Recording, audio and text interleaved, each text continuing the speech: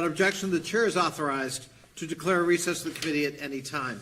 I welcome everybody to the hearing here in Baltimore, which seeks to understand the mail delivery performance issues that plague this region. Before I begin the opening statement, I want to ask unanimous consent that the following members shall be waived onto the subcommittee as participants for this hearing: the Honorable Steny Hoyer, the Honorable Kwesi Mafumi, the Honorable Dutch Ruppersberger, the Honorable Anthony Brown, the Honorable David Trone, the U.S. Senator and Honorable Ben Cardin, and the U.S. Senator and Honorable Chris Van Hollen. Without objection, it is so ordered. I now recognize myself for an opening statement. We're here today in Baltimore, less than a week after the House historic passage of the Postal Reform Act of 2022. That bill, of which I'm an author and an original co-sponsor, will put the Postal Service on a path of financial solvency, unshackling the Postal Service from unfair statutory burdens that have kept it mired in unnecessary payments for over a decade. The bill takes a pragmatic approach, planting the Postal Service on firm financial ground and readying it for the future. Postal Service is invaluable to this nation. Throughout the pandemic, our Postal Service workforce delivered prescription medications, paychecks, foodstuffs, stimulus checks, holiday and birthday gifts, rapid COVID tests from the Biden administration, and more to homes and businesses across the nation. June 2020, Harris poll found that the Postal Service ranked as the single most essential company to Americans during the pandemic.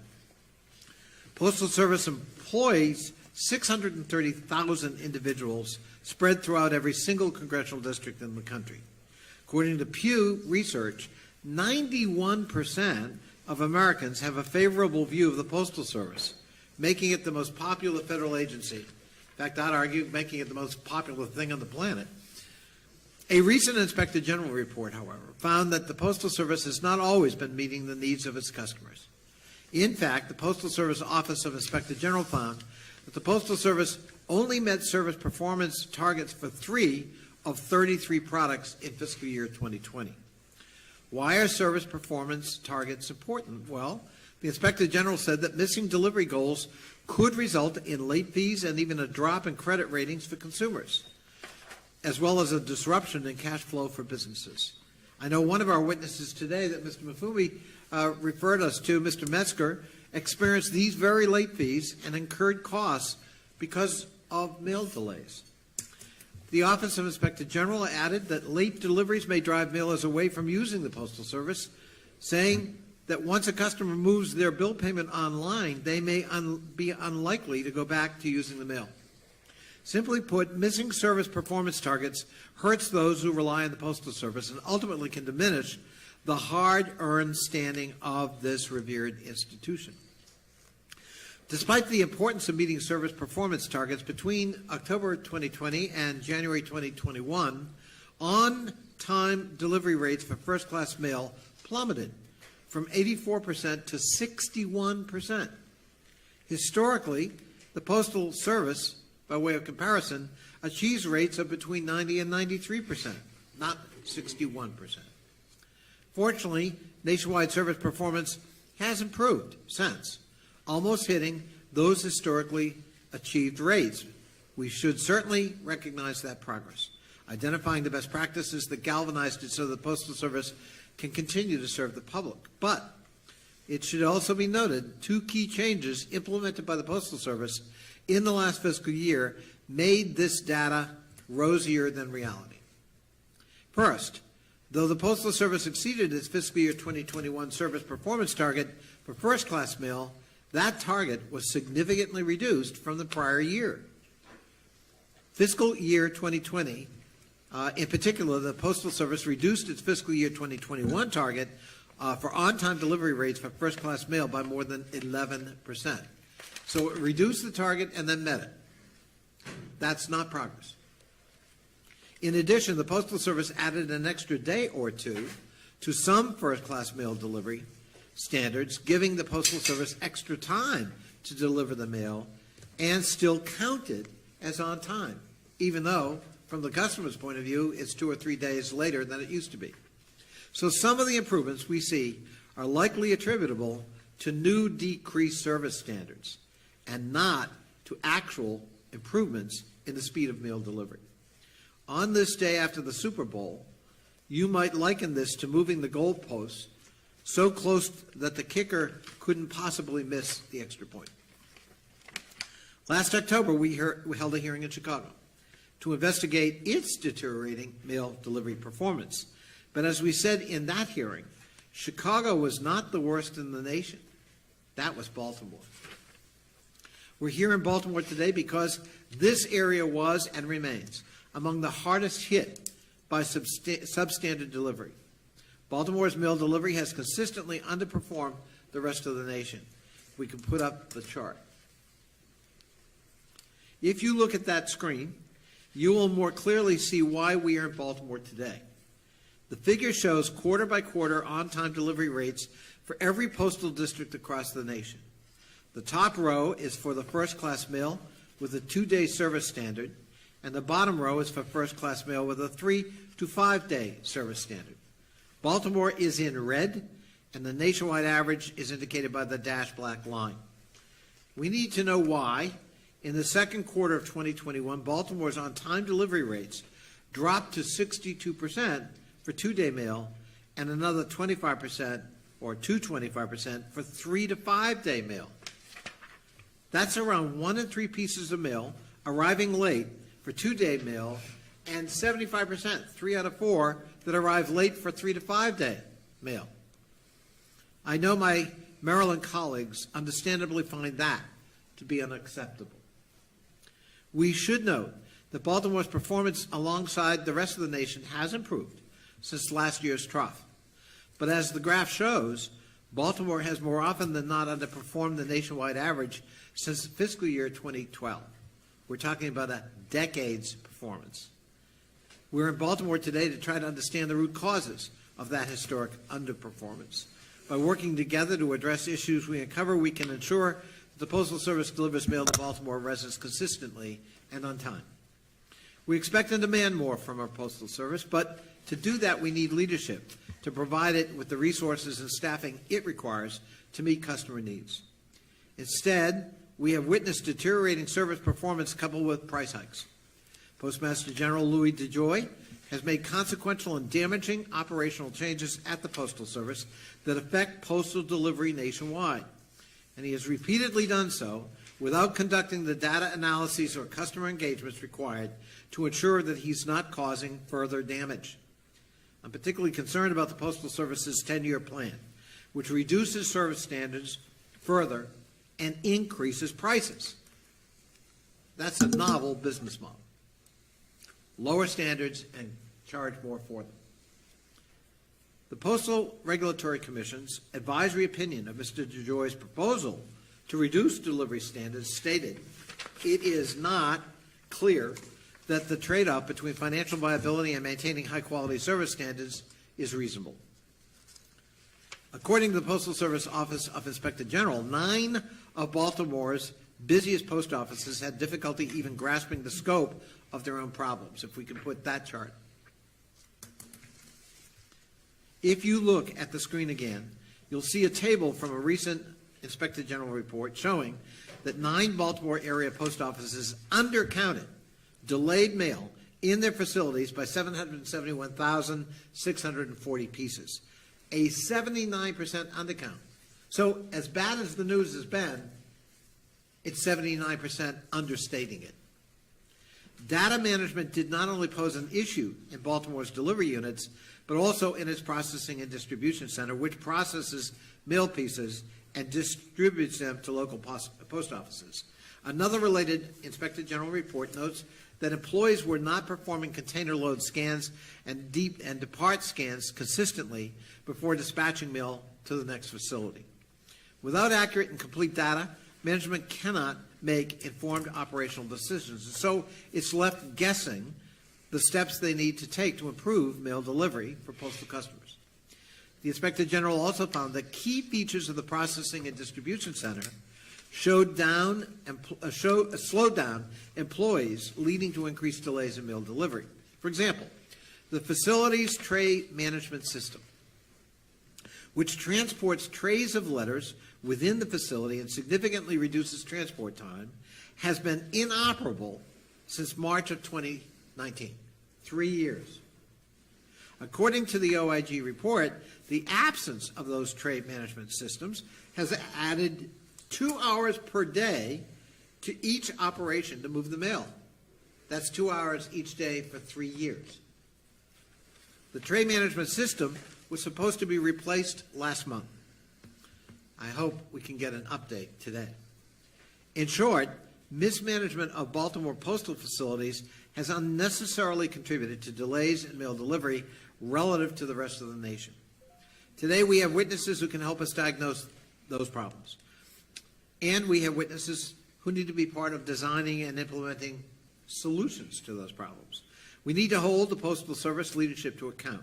We need to see written plans that are responsive to the analysis and recommendations of the Postal Service Inspector General. And we need to strive to reach delivery rates that meet the demands of the Postal Service customers, reviving the Postal Service instead of driving it into decline, especially during a pandemic. We're going to work together as colleagues to solve these problems, hopefully to change the governance of the Postal Service, to ensure we have a Board of Governors and a Postmaster General who understand the essential function of the Postal Service during a pandemic and who are dedicated to the Postal Service mission to deliver mail and packages in a timely and efficient basis to every American household and every American business every day. Thank you. The Chair now do we have a Republican? He does not want to give an opening statement. Okay. The gentleman does not wish to give an opening statement. Mr. Hoyer, are you with us? Yes, you are. The Chair recognizes the distinguished Majority Leader of the House of Representatives, Mr.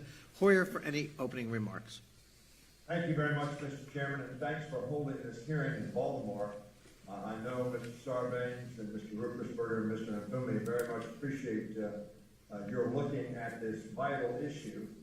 I want you to know that I recently sent a letter today, as a matter of fact, to the Postmaster General to ask him questions about the region that I represent in Southern Maryland. But of course, I'm concerned about the delivery of mail throughout not only our state, but as a former chairman of the Treasury Postal Committee on the Appropriations Committee, I've had numerous hearings about performance of a service vital to the American people. So thank you very much for holding this hearing.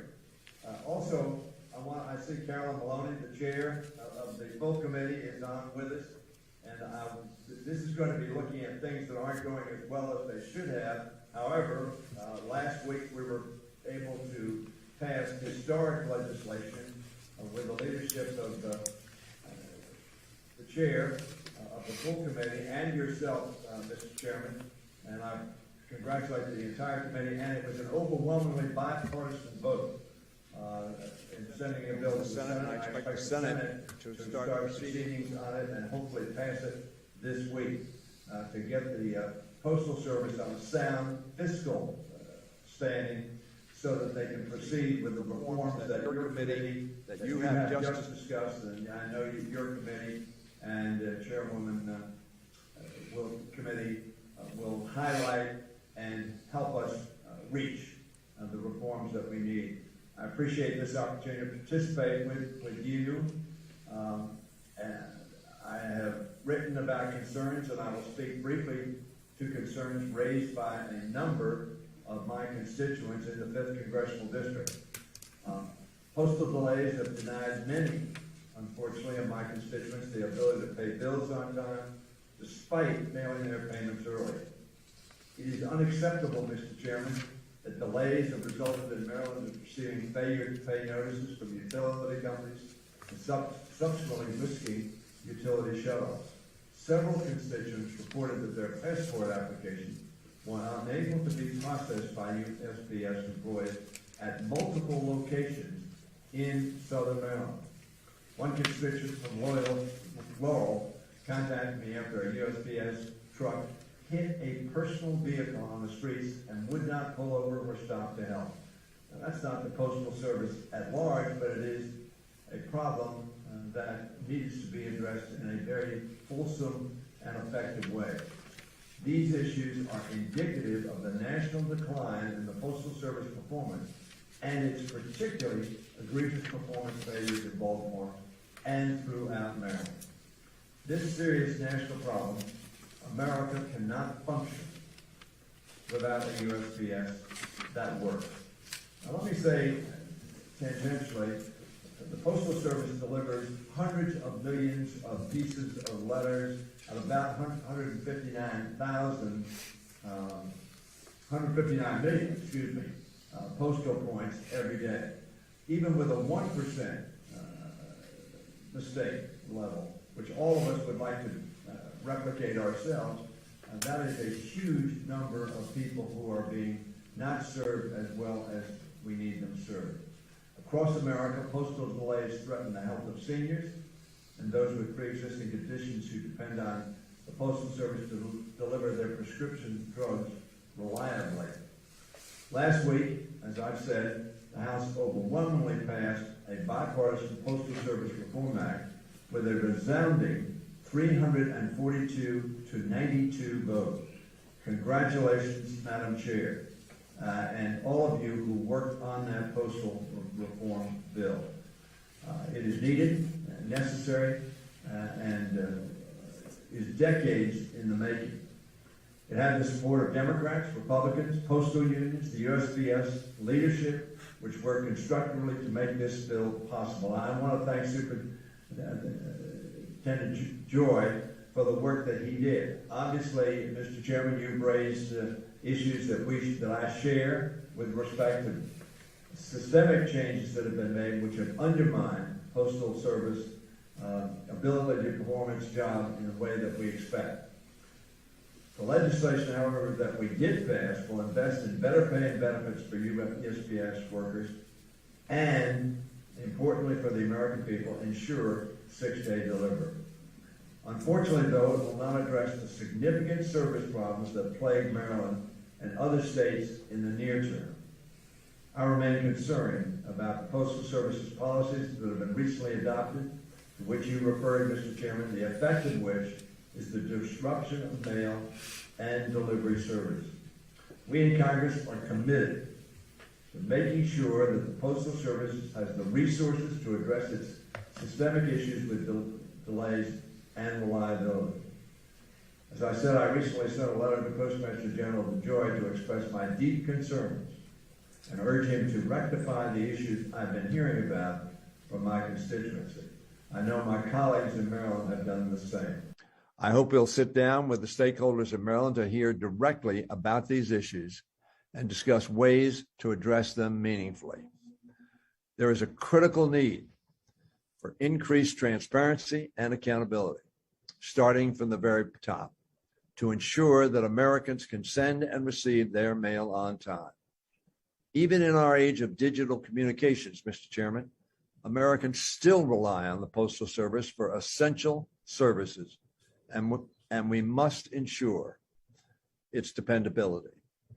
I appreciate the subcommittee being here in Maryland today to focus in particular on the issues here in our state. And I look forward to hearing from the witnesses who I hope will speak to these challenges and how they can be addressed. Again, Mr. Chairman, thank you for your leadership. Chairman Connolly, thank you for your, Carolyn, thank you for your leadership as well.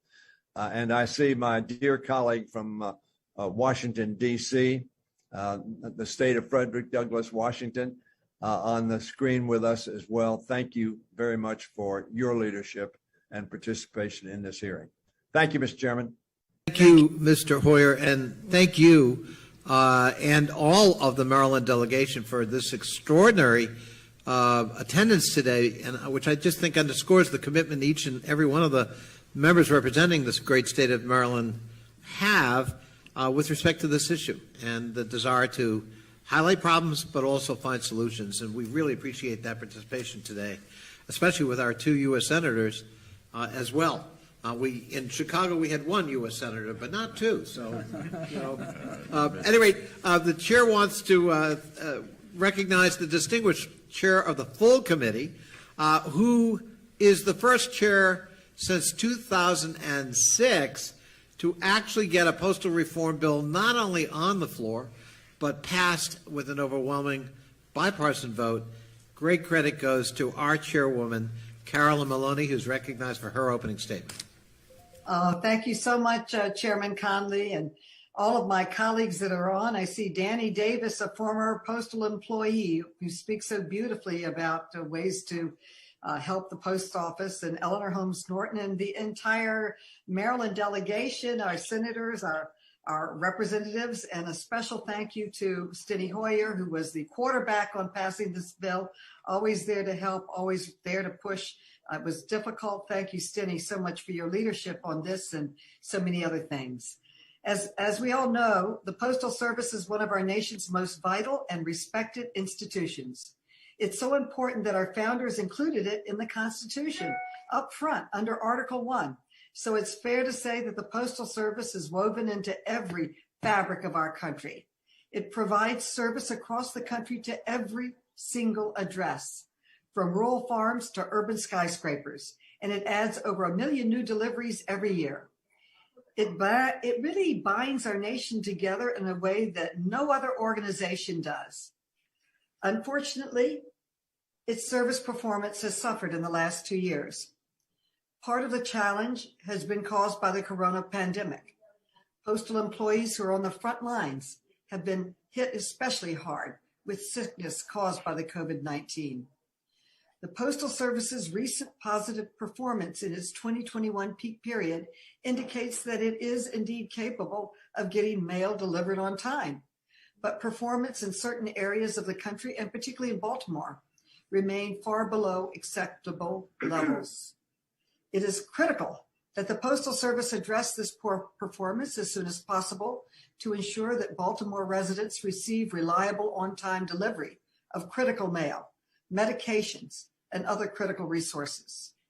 To help the Postal Service achieve this goal, the House just passed my legislation to put the Postal Service on a more sustainable financial footing. It was very, very strongly bipartisan. We had over 120 Republicans join us. I want to give a shout out to Representative Comer for his leadership on the Republican side. With these reforms, the Postal Service will have the resources it needs to ensure exceptional performance for all Americans, regardless of whether they live in cities or in rural areas. And it will bring back to the Postal Service over $50 billion in 10 years, and it will save taxpayers money over $1.5 billion in 10 years. It also brings reforms on delivery, where you will have a real live internet portal that you can check the delivery by zip code so that postal workers and community activists can work to improve the postal delivery in their area. And it will allow them to contract with cities and states and tribes and counties to provide services like permits to go fishing or hunting, other types of permits that will allow them to gain revenue. It has many other improvements, but with this, I look forward to the hearing. I want to thank Chairman Conley for holding this incredibly important hearing and yield back the balance of my time. Thank you so much. I thank the distinguished chairwoman and thank her for her leadership and commitment to this issue. Chair now recognizes the distinguished senior senator from the state of Maryland, our friend Ben Cardin. Well, Chairman, Senator Cardin. Thank you, Chairman Connolly, and thank you very much for holding this hearing. Specifically, thank you for coming to Baltimore. We're at the University of Maryland, University of Baltimore Law School, Dean Weiss. We welcome you here, President Schmoke. We're proud of this institution, and we're very proud of that you've come here to Baltimore because of this issue. And Chairwoman Maloney, we thank her also for her leadership on this committee. As you noted, we have the entire Baltimore City federal delegation present at this hearing, telling you a little bit about how important this matter is to our constituents and to our community. I want to thank Senator Van Hollen for his leadership, and our House delegation, Congressman Ruppersberger has been taking the lead on this, Congressman Mfume, Congressman Sarbanes. We've all been engaged on this issue. It's Valentine's Day. I'll be checking tonight when I get home to see if I got my Valentines or not. I have a lot of secret admirers, so I hope that my mailbox will be full. But I am concerned as to whether that mail will be there or not. I am looking forward to hearing from our witnesses, Mr. Gilbert, our acting executive postmaster. We thank you for being here, Ms. Perez, for the Inspector General's office, and I believe we'll be hearing from Ms. Westmoreland, representing Local 181. I want to start by saying the obvious.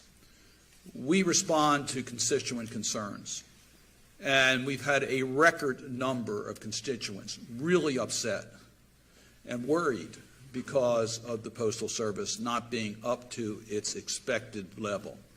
I could give you many, many examples. St. Luke's Place, a senior housing in Baltimore County. We've heard numerous complaints of not getting their medicines on time, jeopardizing their health, not getting their checks on time, compromising their financial ability, having their bills that they paid thought would be on time not arriving on time. These are common complaints that we're getting routinely in our office. But I don't even have to go to my constituents that are contacting me through our caseworkers. I can just go to my own example at home. Recently, I've had to pay 2 finance charges on credit cards because the check was not received on time by the credit card company. So what did I do? I found alternative ways now to pay my credit card bills because I can't rely, and I put it in the mail weeks in advance of the due date and still didn't get there on time. So that's just causing additional problems for the Postal Service because you're losing customers, and just feeds on the challenges that we have. So the Maryland delegation wrote a letter to the postmaster months ago outlining these problems. And as it's been pointed out, these problems have existed for some time. We recognize that the coronavirus has made it more challenging. We recognize that. But these problems didn't just occur from the coronavirus. They've been here for a substantial period of time. So we brought this to the attention of the leadership, and we still don't have the results that we need. So we've done our own investigations. There's been reports issued. Our equipment is not what it needs to be in Baltimore. You haven't made those investments, even though we've asked for it. The facilities are not what is necessary in order to reach the level that is. We're not getting the resources. And we're not getting the managerial concern and leadership that we need in order to get the level up to what is acceptable. It's not acceptable today, and it has to change. And it has to change quickly. I want just to acknowledge that the dedicated people that work at the Postal Service, working under extremely challenging circumstances, it's not their issue why we don't have the service that we need. They're working as hard as they possibly can. They've asked for even additional ways in which they could accommodate the challenges that are there and have had resistance from the leadership of the Postal Service. So this is unacceptable. And I very much look forward to these conversations today, but it must change, and it must change quickly. Now, Mr. Chairman, on a positive note, Senator Van Hollen and I will be leaving to go to Washington tonight to vote on a cloture motion so that we can take up the Postal Service bill that passed the House. We do hope we can pass it as early as this week because we recognize there are systemic challenges in the postal system in the way that you have to pre-fund your health care, in the way that your workers are not integrated into the Medicare system. All that needs to be corrected, and the House bill does that and will be strongly supported, I am convinced, by the Senate, and we hope to get that to the President. That will help. But we need to have the commitment that you're going to make the changes in Baltimore, in Maryland, in this nation, so that the Postal Service can once again have the confidence of the people of this nation as to what it historically has done. With that, Mr. Chairman, I thank you again. I yield back. Thank you so much, Senator. And hopefully this hearing could be an inspiration to your colleagues to vote for that cloture motion. Thank you so much for being with us.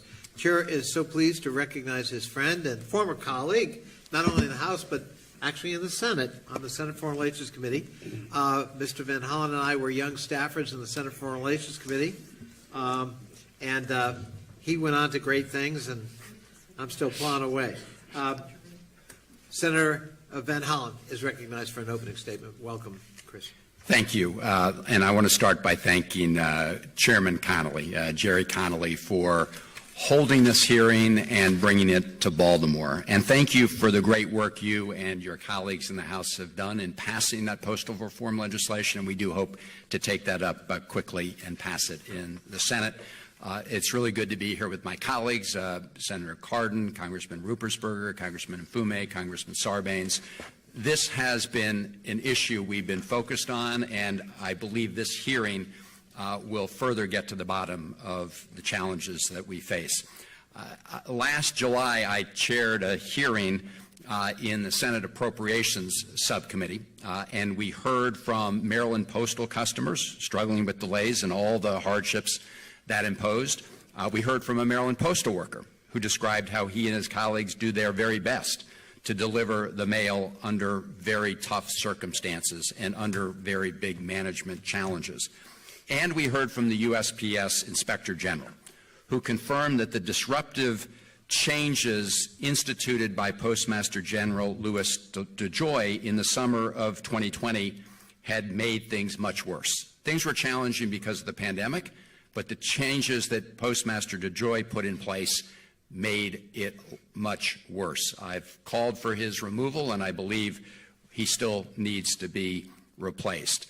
But while that brought down the level of service nationwide, Mr. Chairman, as you indicated, things have improved, but the goalposts have also been moved.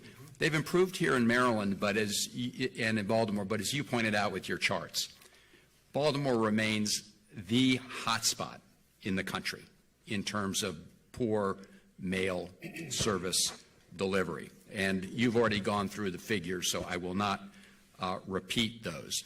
The good news is that the Inspector General has made recommendations to fix the problems that the Postal Service is beginning to adopt, and service in Baltimore is improving as a result. And later today, we'll begin going through those in detail during some of the question period to determine what has been done, what remains to be done, and how we can improve mail service. Because at the end of the day, that is our goal. Our goal is to make sure by spotlighting the problem, we fix the problem. And I appreciate, Mr. Chairman, you coming here so that we can do that in an urgent way. Thank you, Senator Van Hollen. Thank you so much, and for your commitment and leadership as well. We wish you good luck in the cloture vote tonight. Mr. Mfume is recognized for an opening statement. Welcome.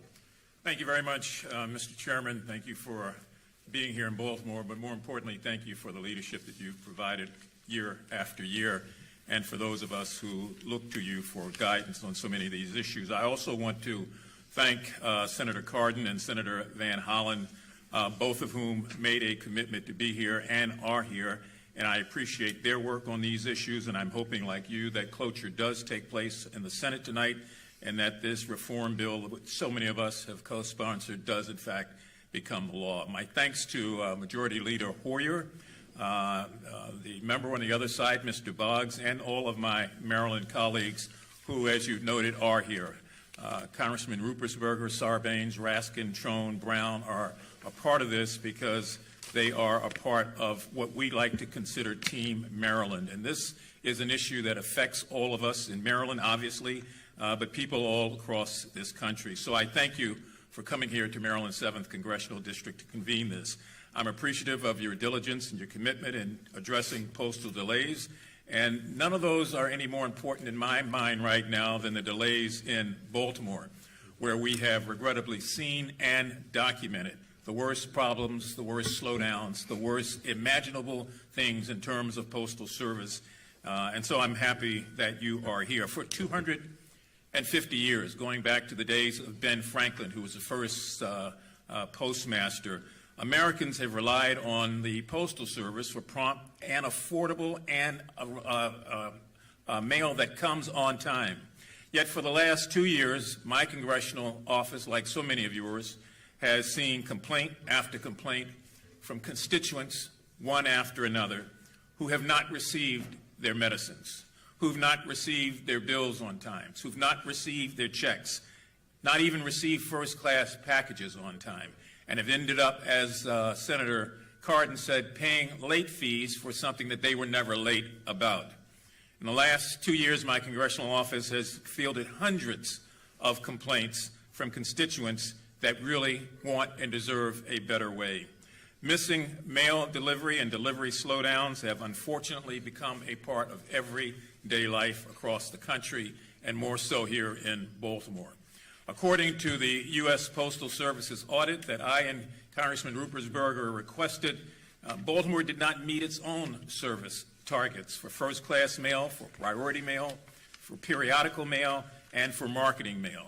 And that went on from a 92-week period beginning October 4th of 2019 through July 2nd of last year. And most recently, in the fourth quarter of last year, Baltimore experienced delayed mail almost 20% of the time. So the Inspector General's audit that I requested and the additional audit that came after that confirm the National Post Office and its leadership has failed the American people, and even more so the people of Baltimore.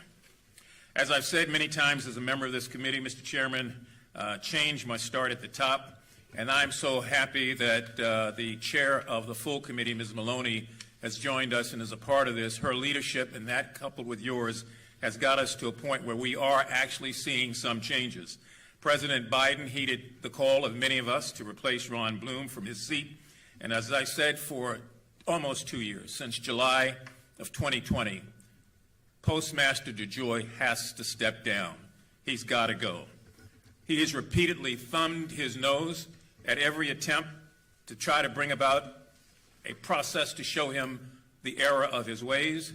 He's disassembled sorting machines in post offices all over this country. He has removed mailboxes without the proper audits required for mailboxes to be removed from communities.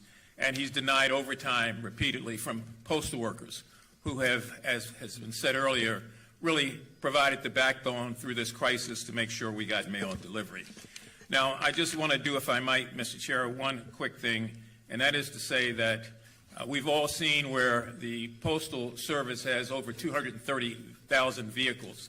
And now, after deliberately putting in place a program and process to slow down the mail, deliberately he did this, now he's refusing to purchase electronic or electric vehicles for the post office, an aging fleet of vehicles that have to be replaced. Mr. DeJoy wants to buy 160,000 gasoline trucks instead of doing what he ought to do, what the EPA, President's Council on the Advisor on the Environment and everybody else has said, and that is to find a way now to move to electric vehicles. So I can't say much more than that except to say that, Mr. DeJoy, if you're listening, we feel strongly about this. We're not going to stop until you are removed from your position and the American people will have some semblance of quality, affordability, and prompt service once again. And thank you, Mr. Chair, and I yield back. Thank you, Mr. Mafumi.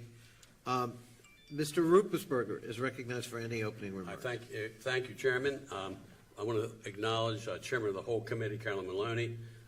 Chairman Connolly, you've done a great job in leadership on this issue. You spent time, and thank you for coming to my hometown and the members of this table hometown to deal with this issue. It's very serious. It's un-American. We know the positive history of the post office. I also want to acknowledge our congressional team. You don't want to mess with our congressional team when we come together. Our two senators, you have Senator Cardin, Senator Van Hollen, and then the Baltimore people where the real problem is. And I want to thank Kwasi Mfume and also John Sarbanes. We work as a team, and we're not stopping until our constituents are properly served by one of the most outstanding organizations in the United States of America, and the history shows that. I also want to acknowledge the leadership of Steny Hoyer, who's constantly here working with us on all of these issues. Now, in over 19 years in Congress, I really can't believe I've been here that long. I've never received complaints of this magnitude about the mail. Many of my constituents have gone weeks without receiving their mail, including paychecks and life-saving prescriptions. Mail problems are a challenge for members of Congress because we lack jurisdiction. The United States Post Office is an independent agency that falls under the executive branch and does not receive tax dollars. And so we've had to get creative. I've written to Postmaster General DeJoy and requested meetings on numerous occasions. He has never, not once, responded. I have been meeting regularly with local leadership, including Postmaster Gilbert, who you will hear from today. Thank you for being here. I have demanded solutions at press conferences. Finally, the Congressman Sarbanes, Winfumi, and myself, we requested the United States Post Office Inspector General, who oversees the Post Office, independent of the everyday operations of the Post Office, step in and audit the most problematic post office in my district and in the country. You know, it's good to be first when it's something good, but for the Baltimore region to be #1, the worst mail delivery in the country, that's wrong. We can't allow it, and we're going to do whatever we can on behalf of our constituents to change that and to turn it around. And again, thank you for the hearing, Mr. Connolly. When the auditors came in, the results were unsurprising. We knew how serious this issue was. The Baltimore region has the second highest number of missing mail inquiries in the country. Many product categories never met their service target during the 3-month audit period. 42% of packages were improperly scanned. It's just mind-boggling what happened here in the Baltimore region. Baltimore, again, the worst in the country. That's just, it blows my mind, and we're going to turn it around, and we're trying. Now, while worsened by the pandemic, post offices' issues were clearly deteriorating before COVID. We heard today, I think Chairman Connolly said some of the issues really just started to deteriorate in 2013, even before DeJoy came into leadership. They are the result of poor planning and oversight by Postmaster General DeJoy and senior postal leadership, who have unilaterally rolled out Delivering for America plan despite widespread concerns. The plan has lowered service standards and increased prices. And while headquarters gave themselves unprecedented raises and bonuses, that this issue keeps moving forward, and without regard to the great people who work in the post office now and all those years, the poor management has really hurt the system here, and we want to thank those employees who've stayed the course, and we're behind you. Now, I ask for unanimous consent to enter into the record a letter I sent last week to Postmaster General DeJoy, further outlining my concerns. Without objection, so ordered. Thank you, Mr. Chairman. I'm eager to work with this committee to put the post office back on a sustainable path and restore mail service to the level our constituents deserve. I yield back. Thank you, Mr. Upsberger. Chair now recognizes the distinguished Congresswoman from the District of Columbia for any opening remarks she may wish to share. Ms. Norton. Thank you very much, Mr. Chairman. Chairman Connolly, let me say how much I appreciate your giving me an opportunity to give an opening statement at this very important field hearing on ongoing issues with the United States Postal Service. Mr. Chairman, these problems are nationwide. While this hearing is focused on the delivery issues in the Baltimore issue, not far from my own District of Columbia district, I would be remiss if I did not mention that my district, the District of Columbia, is facing similar problems with the delivery as well. DC residents have been contacting my office in record numbers about delayed and undelivered mail. I've had to write the Postal Service regularly about delayed, undelivered mail in every part of the district. The situation is simply untenable. That's why this hearing is so important. We need answers. Changes need to be made to the Postal Service as quickly as possible. I strongly support the mission of the Postal Service. It is a vital government institution. I also have great respect for our dedicated postal workers. The delivery issues are not their fault. While the coronavirus pandemic has certainly affected the Postal Service and its workforce, Postmaster General Louis DeJoy deserves much, if not most, of the blame for the delivery issues. I again reiterate my call and that of members who preceded me for Postmaster General DeJoy to be removed or resign. Thank you again, Mr. Chairman, for holding this important hearing. Thank you, Ms. Norton, and thank you for your consistent support to reform and improve postal services for your constituents and all Americans. Chair now recognizes the distinguished gentleman from Chicago, Illinois, the Honorable Mr. Davis, for any opening remarks he may wish.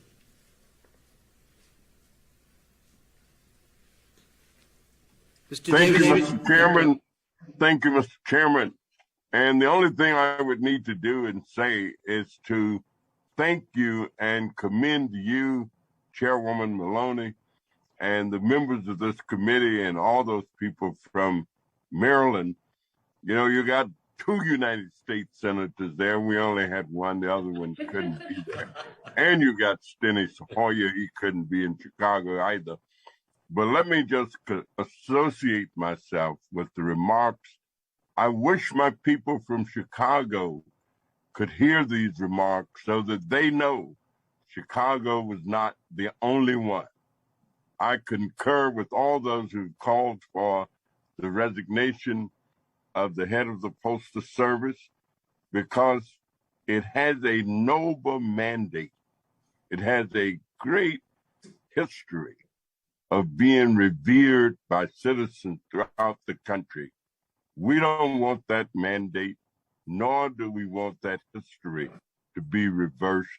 It needs new leadership.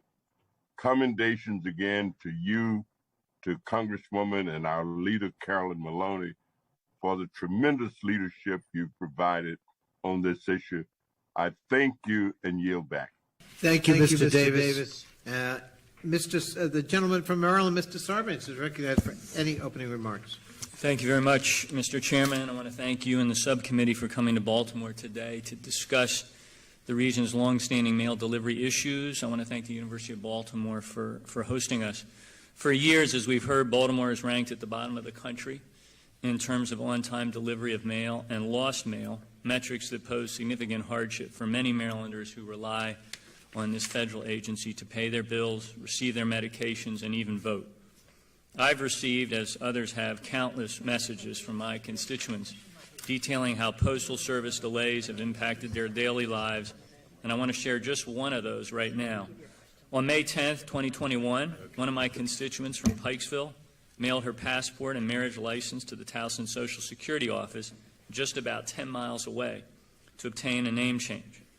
On May 13th, the office mailed them back. However, the documents were not received until August 7th, nearly 3 months later.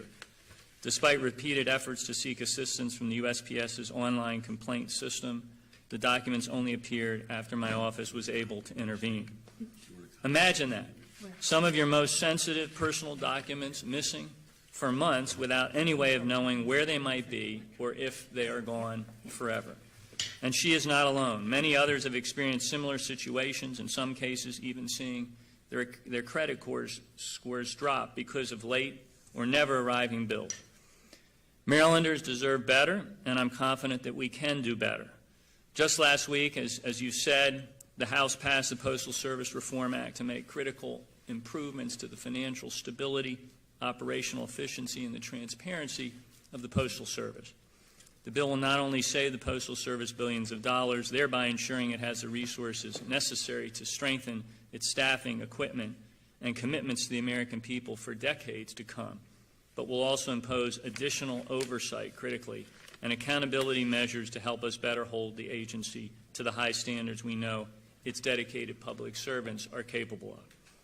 I want to thank you, Chairman Connolly, for your work on this bill. I encourage my colleagues in the Senate to vote for its passage this week, where we have high confidence there. I look forward to hearing more today about how we in Baltimore and in Congress can work together to assure the efficient implementation of this bill and markedly improve postal delivery here in Maryland. Mr. Chairman, the U.S. Postal Service is a treasured institution. When the letter you are waiting for shows up in your mailbox on time, it makes you feel good. It makes you feel like things are working. That's what this is all about. I yield back. Thank you, Mr. Sarbanes, and thank you for the specific example you gave us, because it is important to remember this is not a problem in the abstract. This is a very practical problem during a pandemic, particularly where the Postal Service is a lifeline for people. And it can be profoundly disruptive at a very difficult time to begin with. Thank you, Mr. Sarbanes. Our colleague, a former employee of the Postal Service itself, so she knows where all the bodies are buried, and also a leader in postal reform on our committee and in the Congress. The gentle lady from Michigan, Ms. Lawrence, is recognized for any opening remarks she may have. Welcome. Thank you so much, Chairman Conley. I just want to thank you for your leadership, and to our chair of our committee, Representative Maloney, for all of your commitment to this issue. As a 30-year veteran of the Postal Service, conducting oversight and fighting for its long-term solvency is especially important to me. I want you all to know that the last few years have truly demonstrated the importance of the Postal Service mission, and that is providing prompt and reliable mail delivery. Throughout the pandemic, Americans relied on the Postal Service to deliver essential medical supplies, economic impact payments, and many more. When we talk about mental health in America, a simple thing like a greeting card from someone you love arriving in a timely manner can make a difference. Due to employee availability, regions of the country, including Baltimore and my district in Southeast Michigan, experience widespread delivery delays. Last week, in a strong bipartisan vote, the House of Representatives approved the Postal Service Reform Act to demonstrate our commitment to the agency's long-term financial viability. I want everyone here to know when I say this is personal, it truly is.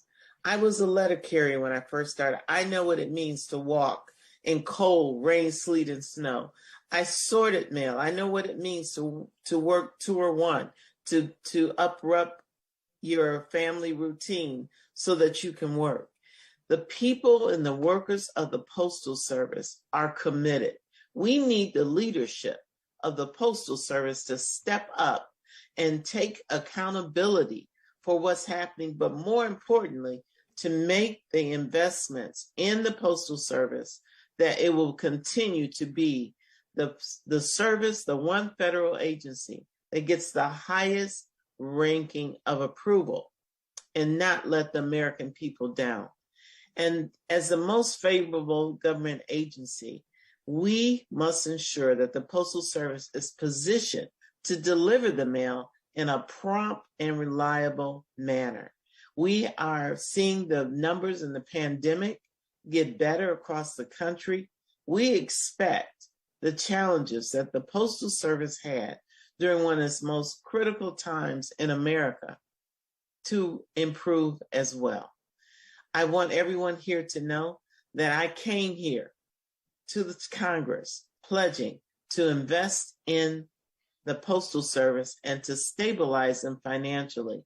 I have delivered that package, and I expect for the Postal Service to continue to deliver to the people of America. Thank you so much, and I yield back. Thank you so much, Congresswoman Lawrence. The gentleman from Tacoma Park, Maryland, Mr. Raskin, is recognized for any opening remarks he may have. And thank you, Mr. Chairman, for your great leadership on all of the postal issues we're dealing with. And thank you, Ms. Maloney, and to my Baltimore colleagues for hosting this really important hearing.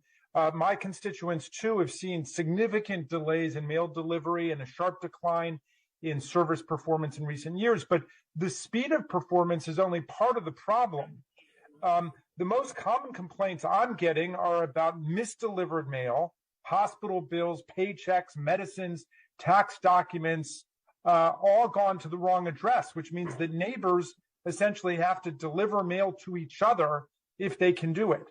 That's obviously not a sustainable model for us getting mail to people. There's also the problem of missing mail, time-sensitive documents like contracts, bills, personal correspondence that's simply never delivered at all, and just vanishes into a Kafkaesque postal void.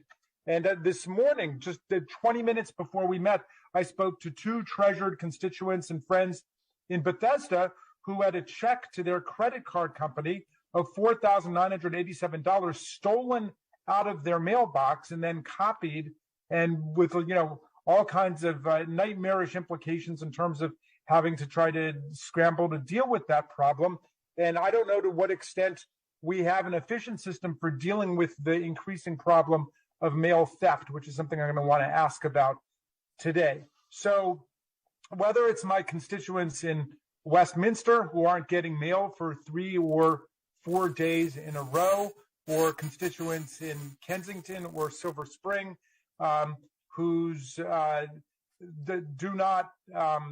forwarding orders are not being properly honored. Whatever it is, we need to clean up the system and make sure it works right. This is a leadership and management challenge, as Ms. Lawrence said. It goes to the top levels of the Postal Service, and we need to see rapid change and improvement so that this American jewel of the Postal Service continues to shine in service throughout this century. I yield back, Mr. Chairman. Thank you, Mr. Raskin, and thank you for all you do on this and so many other issues that matter to Americans. The gentleman from Maryland, Mr. Trone, is recognized for his opening statement. Thank you, Chairman Conley, and to the subcommittee staff for holding this important hearing. And thanks to Chairwoman Maloney for her leadership on this issue and so many other issues.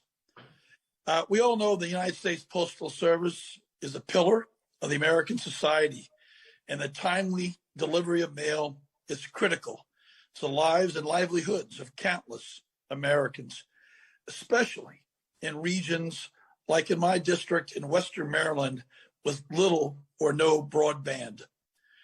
According to the September 2021 Office of Inspector General report on the nationwide service performance, during the 18 months observed, the amount of mail and parcels delivered on time decreased in every single mail classification. This is particularly true of the Baltimore region, among the worst, if not the worst, in the country when it comes to delivering first-class mail. While we understand COVID-19 has brought unprecedented challenges, at the end of the day, this is a leadership failure. Leadership. Postmaster Joy must be removed. As our late friend Congressman Cummings says, we are better than that. We are so much better, and he has to go. Millions of Americans, including some of the most vulnerable, rely on the Postal Service for their medications, Social Security checks, tax refunds, so much more. In my district, with that most rural part of Western Maryland, that lack of broadband means many folks still pay their bills by mail. In small towns without pharmacies, the Postal Service is the only way to get a prescription filled. We can't afford to let delays interfere with the delivery of these vital services. We owe it to the American people to get it right. I look forward to working with my colleagues on Team Maryland and across the country to ensure the Postal Service takes the necessary steps to correct its course, serve the American people in a timely and effective manner. Thank you, Mr. Chairman, and I yield back. Thank you, Mr. Trone, and thank you for your tenacity and your steadfast commitment to improving postal service and the quality of life for all of our constituents. That concludes opening remarks, believe it or not. And we have 4 witnesses today. Let me introduce them, and then I will ask them to stand or raise their right hand for being sworn in. Our first witness today will be Eric Gilbert, who is the acting Baltimore postmaster for the U.S. Postal Service here in Baltimore. Then we'll hear from Melinda Perez, Deputy Assistant Inspector General for Audit for the U.S. Postal Service Office of Inspector General. Then we'll hear from Ricardo Westmoreland, mail processing clerk at the incoming mail facility in Linthicum, Maryland, and shop steward for the American Postal Workers Union. And finally, we'll hear from Chuck Metzger, controller of Rebuild Metro, a nonprofit organization located here in Baltimore and in Mr. Mafumi's 7th district that works with community members to revitalize homes and neighborhoods without displacing existing residents, and he will tell his story. The two remote witnesses will be unmuted so that we can swear everybody in. And if you would rise, and if our two remote witnesses would raise their right hand along with our in-person witnesses. I got to see them. You got it? Okay. Thank you. Do you swear to tell the truth, the whole truth, and nothing but the truth, so help you God? Let the record show that our witnesses answered in the affirmative. Thank you. Without objection, your written statements will be made part of the record. Mr. Gilbert, you are recognized for your opening remarks. Welcome.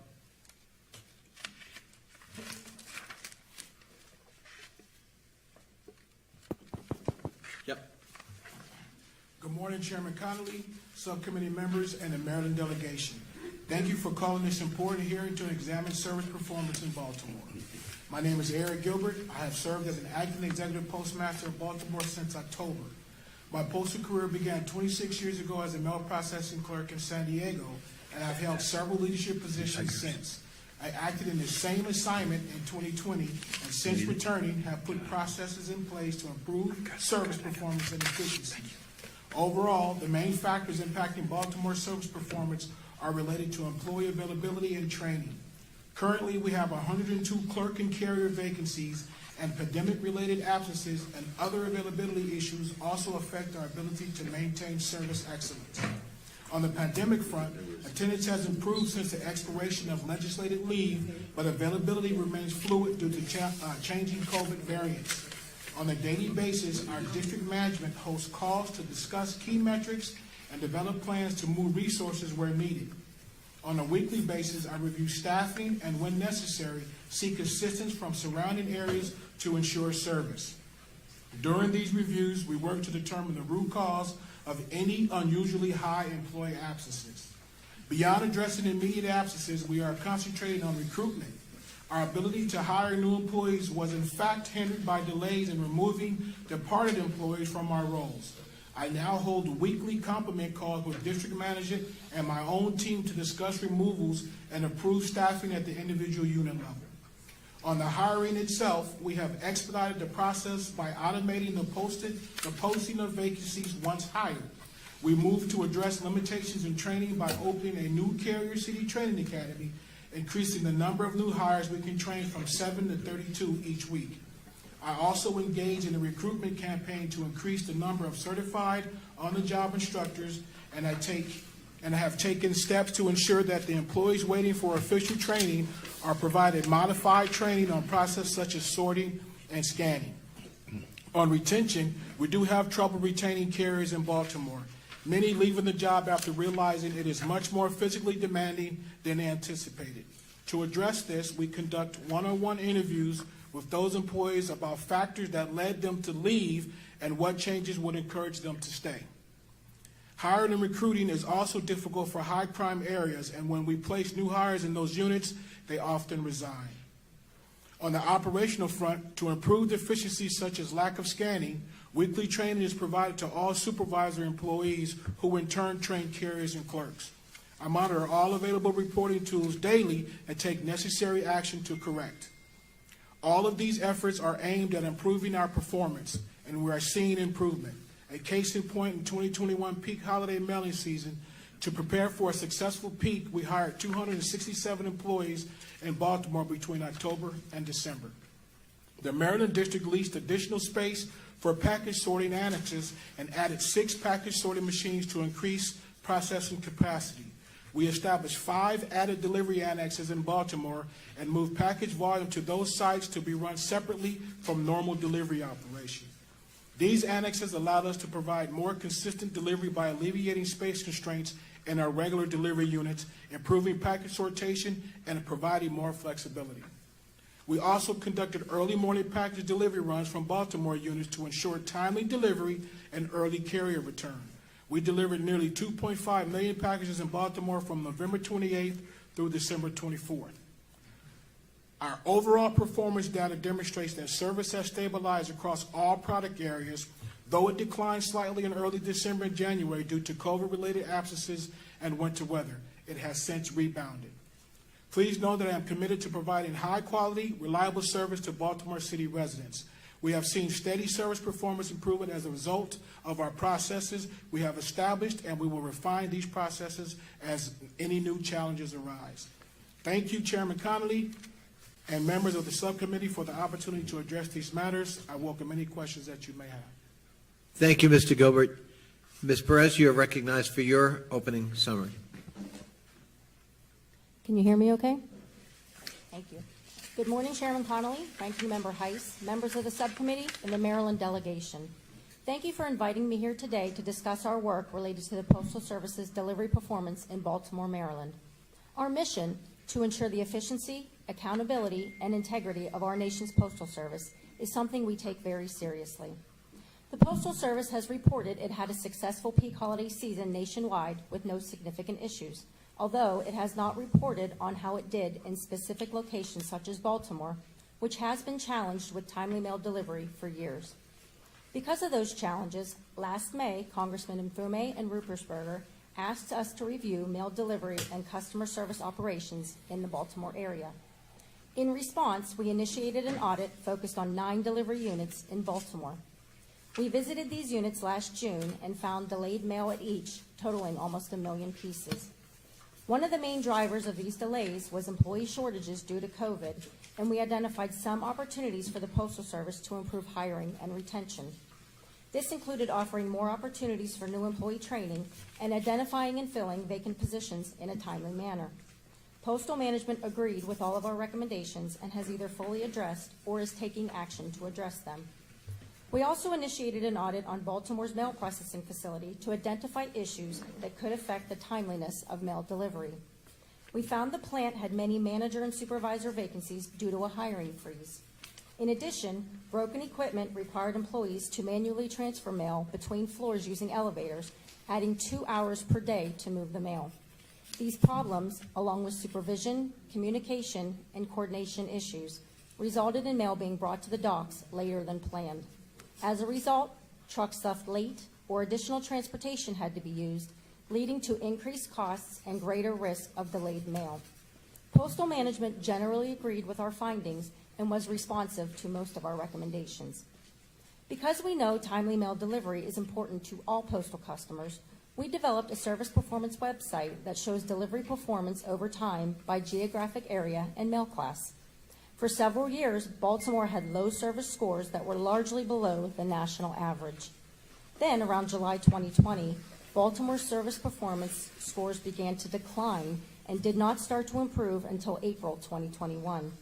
The most recently released data shows service performance in Baltimore steadily improved through this past September, although it has remained consistently below the national average. Another way we have focused on service issues is by strategically structuring our resources to perform groupings of audits in specific geographic locations similar to the work we performed here in Baltimore. This will allow us to provide a more comprehensive look at mail processing and delivery issues at each location. We recently finished our work in Portland, Oregon, and have begun work in Columbus, Ohio, and San Diego, California. In addition, we have prioritized work related to national service issues. This past fall, we published a report on nationwide service performance that identified the most common causes of service failures, which were a shortage of employees, insufficient operational and transportation capacity, and facilities not always properly sorting mail and parcels. Another recent report looked at the Postal Service's preparedness for the holiday season and found that it had addressed some of the conditions that led to last year's problems. We observed operations and monitored performance data throughout the peak holiday season and will issue a report this spring on how the Postal Service performed. In an upcoming project, we will report on how the Postal Service manages its delivery operations with a focus on undelivered routes. We are also reviewing the 10 lowest performing mail processing plants, including the Baltimore and Linthicum facilities, to determine the root causes of the service problems. Finally, we know there is a concern that planned postal changes will impact mail service in Baltimore as well as the rest of the country. We currently have an audit on the Postal Service's Delivering for America plan that looks at how the Postal Service developed its forecasts and how it will measure the plan's success. As the Postal Service continues to roll out its plan, we will monitor and evaluate its effectiveness and success, as well as identify any impacts on mail delivery. We understand how important the Postal Service and timely delivery is to its customers in Baltimore and around the country. We appreciate the opportunity to discuss our work, and I am happy to answer your questions. Thank you, Ms. Perez. You're a pro. You had 26 more seconds. Great. Mr. Westmoreland, you are recognized for your opening statement. Hi, good morning. This is Ms. Westmoreland. Oh, excuse me. Good morning. Good morning, Chairman Conley, Ranking Member Heiss, members of the House Committee on Oversight and Reform, and distinguished members of the Maryland Congressional Delegation. My name is Victoria Westmoreland. USPS hired me as a Postal Support Employee, PSC, in 2016 to work in the Linthicum Incoming Mail Facility, located just outside of Baltimore. Today, in addition to my postal duties, I serve as a shop steward and trustee for the Baltimore Francis Stu Fibley Area Local 181 of the American Postal Workers Union. My local and national union represents more than 200,000 of the 630,000 postal workers who proudly accept, sort, process, and transport mail and deliver mail to 161 million addresses a day. As a Marylander, I appreciate the committee's concern over USPS performance in Baltimore and its ongoing efforts to protect the Postal Service. The Linthicum facility is an essential part of the Baltimore's region mail system, with nearly 50% of the facility's mail originating from Baltimore. It is not an exaggeration to say that the problems I witnessed at my facility result in mail delays for the entire country. We must address the Baltimore's region mail delays and United States Postal Service ever declining services standards before customers lose confidence in their postal service. My coworkers and I are bombarded by media reports and customer complaints about lost and delayed mail. I hear from friends and loved ones about how USPS delays affects our communities when we deliver life-saving medications, wedding invitations, retirement checks, and bill payments on time, which results in late fees. Unfortunately, the frustration we witness from the public is not unique.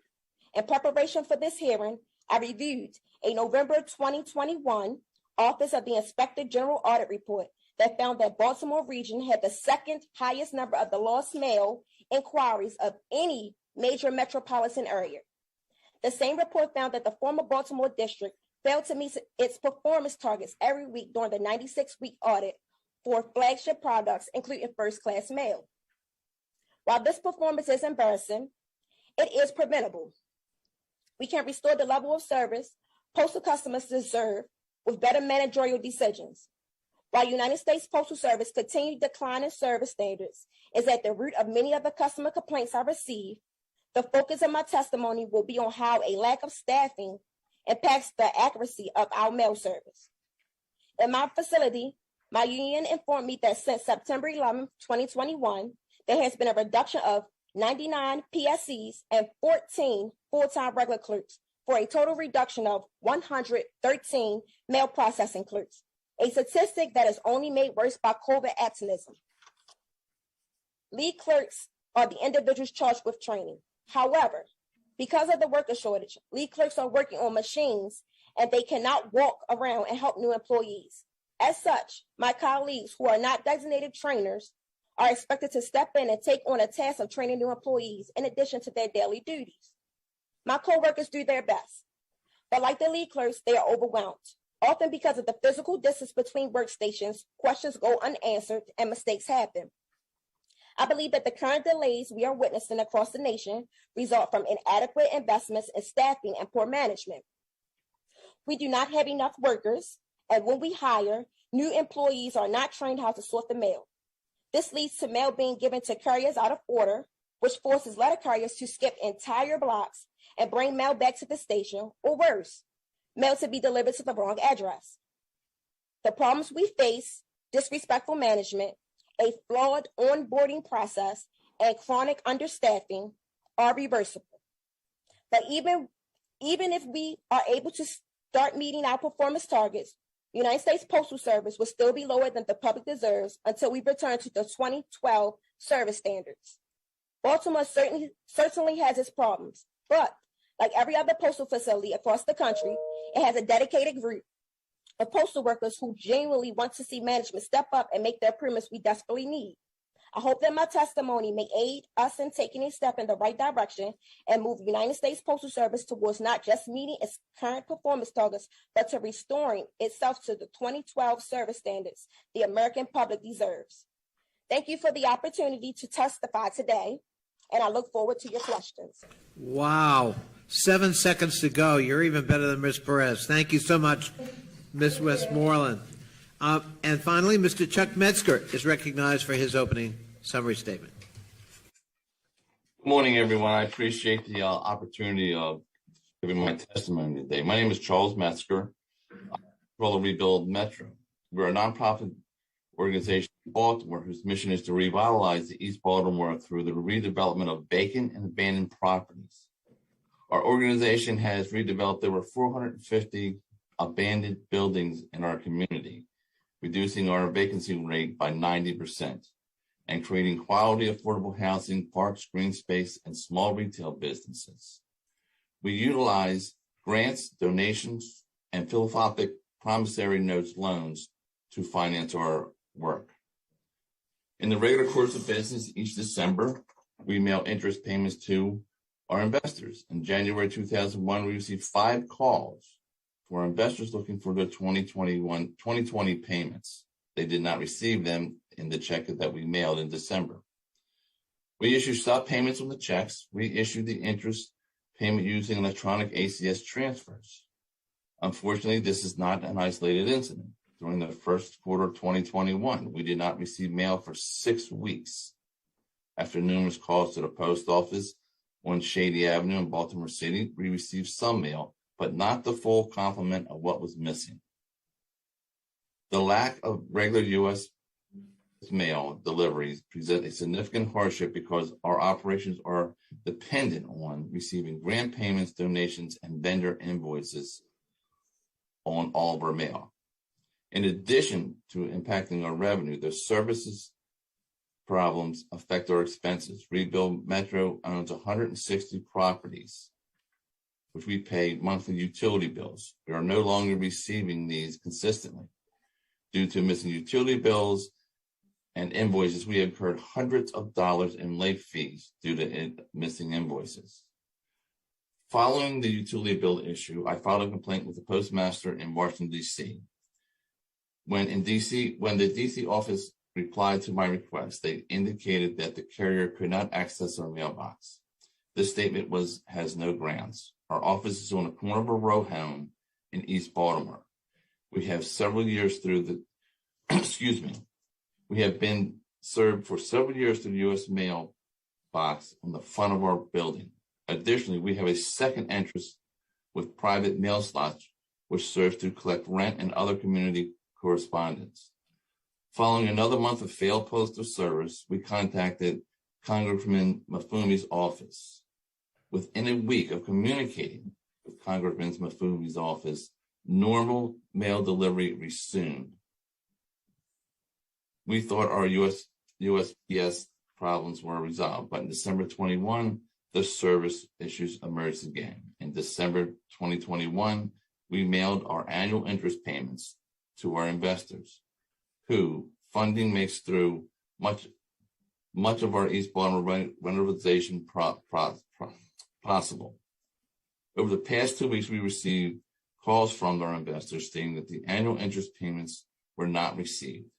We were again forced to stop payment on the checks and issue electronic ACHs. A few days later, one of the investors called, said they finally received their check, but it was postmarked January 21st, 2022. We mailed several of the interest checks to them on December 15th, 2020, which arrived as scheduled. This situation undermines Rebuild Metro's credibility, calling into question our competency for financial management and both. In addition, the Rebuild Metro problems with the mail, our community residents are experiencing the same failure in the USPS service. Rebuild Metro may worry about its reputation, but some of our most vulnerable community members are exposed to much greater hardships when they incur late fees, which they cannot afford, or receive late unemployment or Social Security checks. We ask you to complete a full review of the USPS services in our community. I want to thank you again for giving me the time to speak. Thank you, Mr. Metzger. Thank you so much. Chair, we're now going to go into question time for members. I'd ask everyone to try to respect the 5-minute rule because we've got 15 members participating in this hearing. And the chair is delighted to recognize the distinguished senior member, a senator from Maryland, Mr. Cardin, for his round of questioning. Once again, Mr. Chairman, thank you very much. Let me thank all 4 of our witnesses. Mr. Gilbert, are you satisfied with the progress you've made in Baltimore? No, sir. I'm glad to hear you say that because we've been working on this for a long time. Can I interrupt just one second? Mr. Gilbert, it's hard to hear you. You've got a soft voice, which is great. But if you could just move that mic closer to your mouth so we can get it. Thank you so much. I'm glad to hear you say that you're not satisfied. We've been working on this for a long time before you got into your current position. And at one time, the Baltimore district was putting mail they couldn't sort into trailers, just sitting there for a long period of time. No wonder they were either lost or months in delay. At other times, you've indicated you've rented additional auxiliary space, which is not an efficient way to operate when you have to work between different spaces. We've already heard from Ms. Westmoreland about how difficult it is just to get through the facilities when you do this temporary change. We've been told that Baltimore needed new equipment because some of the equipment just wasn't functioning properly, and it looks like it's still in that status. We were told Baltimore and Lithicum needed major upgrades, and I don't think the upgrades have been done. My question to you, if you're not satisfied, every area of the country has challenges with COVID and the workforce.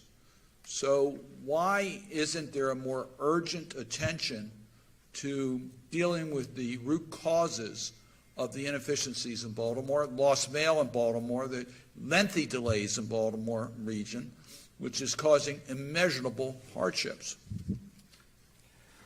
From a customer service standpoint, sir, we make every effort to ensure that when we receive the mail, we deliver the mail. But that's not happening. It's not. It hasn't. We saw a constant. The IG's report showed that from July 20th of last year through April 20, from 2020 to April 2021, there was a constant decline in service. Some progress was made, and then it was lost again. So we know that the mails are being lost. We're getting these reports. The witnesses are telling us, our constituents are telling us, our own families were not getting our mail delivered. There could be months I don't get a financial statement from one of my financial accounts because it's just lost in the mail. This is routine. Anything prior to October, sir, my arrival, there were some mail condition concerns within the city of Baltimore. Since my arrival in the beginning of October, our mail conditions have improved with the effort of every piece leaving our delivery units. So you've been saying you've had a difficult time justifying, I guess, to your supervisors filling positions in Baltimore in the Baltimore region because they haven't been declared open. Did I hear you correctly on your testimony? No, sir. Within the city of Baltimore, from a supervisory staff standpoint, we only have 2 vacancies. So you have enough people now? We do have enough people. So yes, in your sir. testimony, you said that your major problem was having enough personnel and training. I thought that was the 2 reasons that you were giving for the problem. That would be correct, sir. Prior to October, Since my arrival, again, we focused on our hiring and our training. At this point, with our hiring and our training, we are at staffing and complement. So are you satisfied now that you have the resources to be able to meet the delivery standards that are expected? No, sir. So what do you need? We need consistent employee availability. Basically, we're relying on our employees, to include our management staff members, to come to work when scheduled. That is our primary need at this point. So it's not the numbers that you have, it's that you have absenteeism as a result of COVID. Is that the problem? Separate from COVID as well, sir. Employees call in FMLA conditions, et cetera, to where they're not regular in attendance. And this is unique to this region as compared to the other regions in the country? It is not unique to this region. Unfortunately, we have a higher absentee rate here in the city of Baltimore, to where it was too comfortable for folks to pick up the phone and call in sick. Part of my process since I've been here is daily we review our employee attendance as into how many employees have not come to work and the reasons why, to include folks who have 0 work hours, i.e. have not been to work in 4 weeks minimum. We go through the process as into vetting their documentation if received, and if not received, we have aggressively moved to have those employees removed off the rolls. Do you agree with the findings of the Inspector General? I do, sir.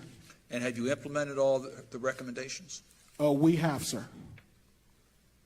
Let me ask Ms. Perez, are you aware whether they've implemented all the recommendations that you've made? Yes, sir. They have, for the delivery unit report, they've implemented, out of the 7 recommendations, I believe 4 we've been able to close. They've provided documentation and have taken action on the other 3. But our responsibility is to do due diligence and hold the Postal Service accountable to have full assurance that there will be full implementation. So we are in open dialogue with the Postal Service at this juncture to receive that additional support so we can fully close the other 3 recommendations. And Mr. Gilbert, I take it that you agree that you want to close those so you're going to be full cooperation and implement the recommendations of the Inspector General? That is correct, sir. Well, what I find troubling about your testimony is that if it's a personnel issue that is the driving, it doesn't seem like you're accepting the fact that we've had supervisory and managerial failures in the Baltimore region by clear misdirection at times. And as we see it, the failure to advocate the resources that are necessary in order to bring the service levels up. We are so far an outlier. Don't you agree that Baltimore region's an outlier among the Postal Service? I would agree, sir. And there's the level of ownership from a management standpoint down to the local unit level, as into the importance of, 1, measuring service, and then 2, ensuring that we provide the mail to the customers within the communities we serve. So when we talk about a management issue, that's all the way down to the local unit level. We have that level of ownership. Thank you, Mr. Chairman. Thank you, Senator Cardin. Let me just say, this issue of absenteeism came up in our October hearing in Chicago, that it's really a service-wide problem during the pandemic, certainly. But it is also important to note, as I think you were doing, Senator, but the problem predates the pandemic in terms of service delivery. Before your time in October, but we're talking about a 10-year chronic problem here in Baltimore that is separate from the pandemic or even the absenteeism that you're describing now. Thank you, Senator. Senator Van Hollen, delighted to recognize you for your round of questions. Thank you, Mr. Chairman. Again, thank you for holding this hearing. Ms. Perez, I wanted to ask you a specific question that arose out of the hearing that I held last July in the Appropriations Committee dealing with service of materials for the blind. One of the witnesses we had there was Rania Dima, who was in the process of going blind and needed materials through the mail to help her learn Braille before she went completely blind. And she testified that the delivery service for the program for Free Matter for the Blind, the deliveries were not on time at all. You're familiar with that service, right? Yes, sir. We are in receipt of your request, and that work is underway. Well, now, just as I understand it, the free matter for the blind material is supposed to be treated the same as first-class mail. Is that right?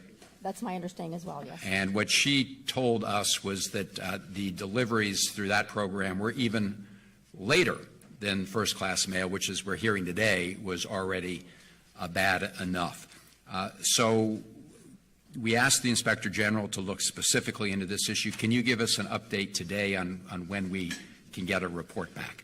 Yes, sir. My understanding is the planning is underway, and we plan to announce that audit to the Postal Service within the next week or so, and we hope to have a final report sometime this summer, and we look forward to updating you on that. All right. We hope that you can get it to us as quickly as possible, and most importantly, that service can be up to speed as quickly as possible. Mr. President, let me ask you a question, because we have the issue of delivery of mail once it is received by Mr. Gilbert and his team. But before that, it has to go through the processing system, right? Correct. And that means the Baltimore Processing Distribution Center is one of the major processing centers. Is that right? Correct. Can you tell us how much of the delay in the Baltimore area relates to problems at the Baltimore Processing and Distribution Center versus how much of it relates to problems after mail has left that center?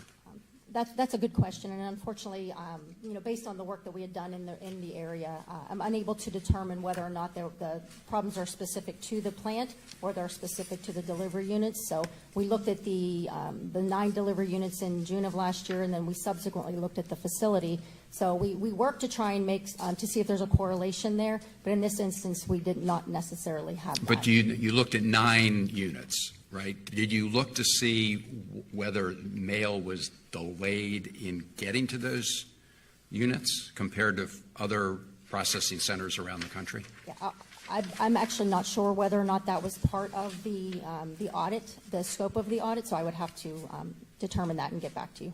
Because part of the report from the Inspector General indicated that there was an especially high number of management vacancies at the distribution center. Isn't that right? Correct. And according to my figures, in November of last year, the Baltimore Processing Distribution Center had 3 vacancies for managers of distribution operations and 5 vacancies for supervisors of distribution operations, partly because of a hiring freeze that had been in place earlier. Is that correct? That is correct. And is that the hiring freeze that was put in place by Postmaster DeJoy? I do not know who placed the hiring freeze, but it is the cause of the inability of the Postal Service at that facility to fill those positions. Well, do you know why Baltimore would impose a hiring freeze on itself? No, I don't. Okay. So do you have an update as to how many of those vacancies, both for the processing and distribution center management of distribution operations and the supervisors, have been filled as of today?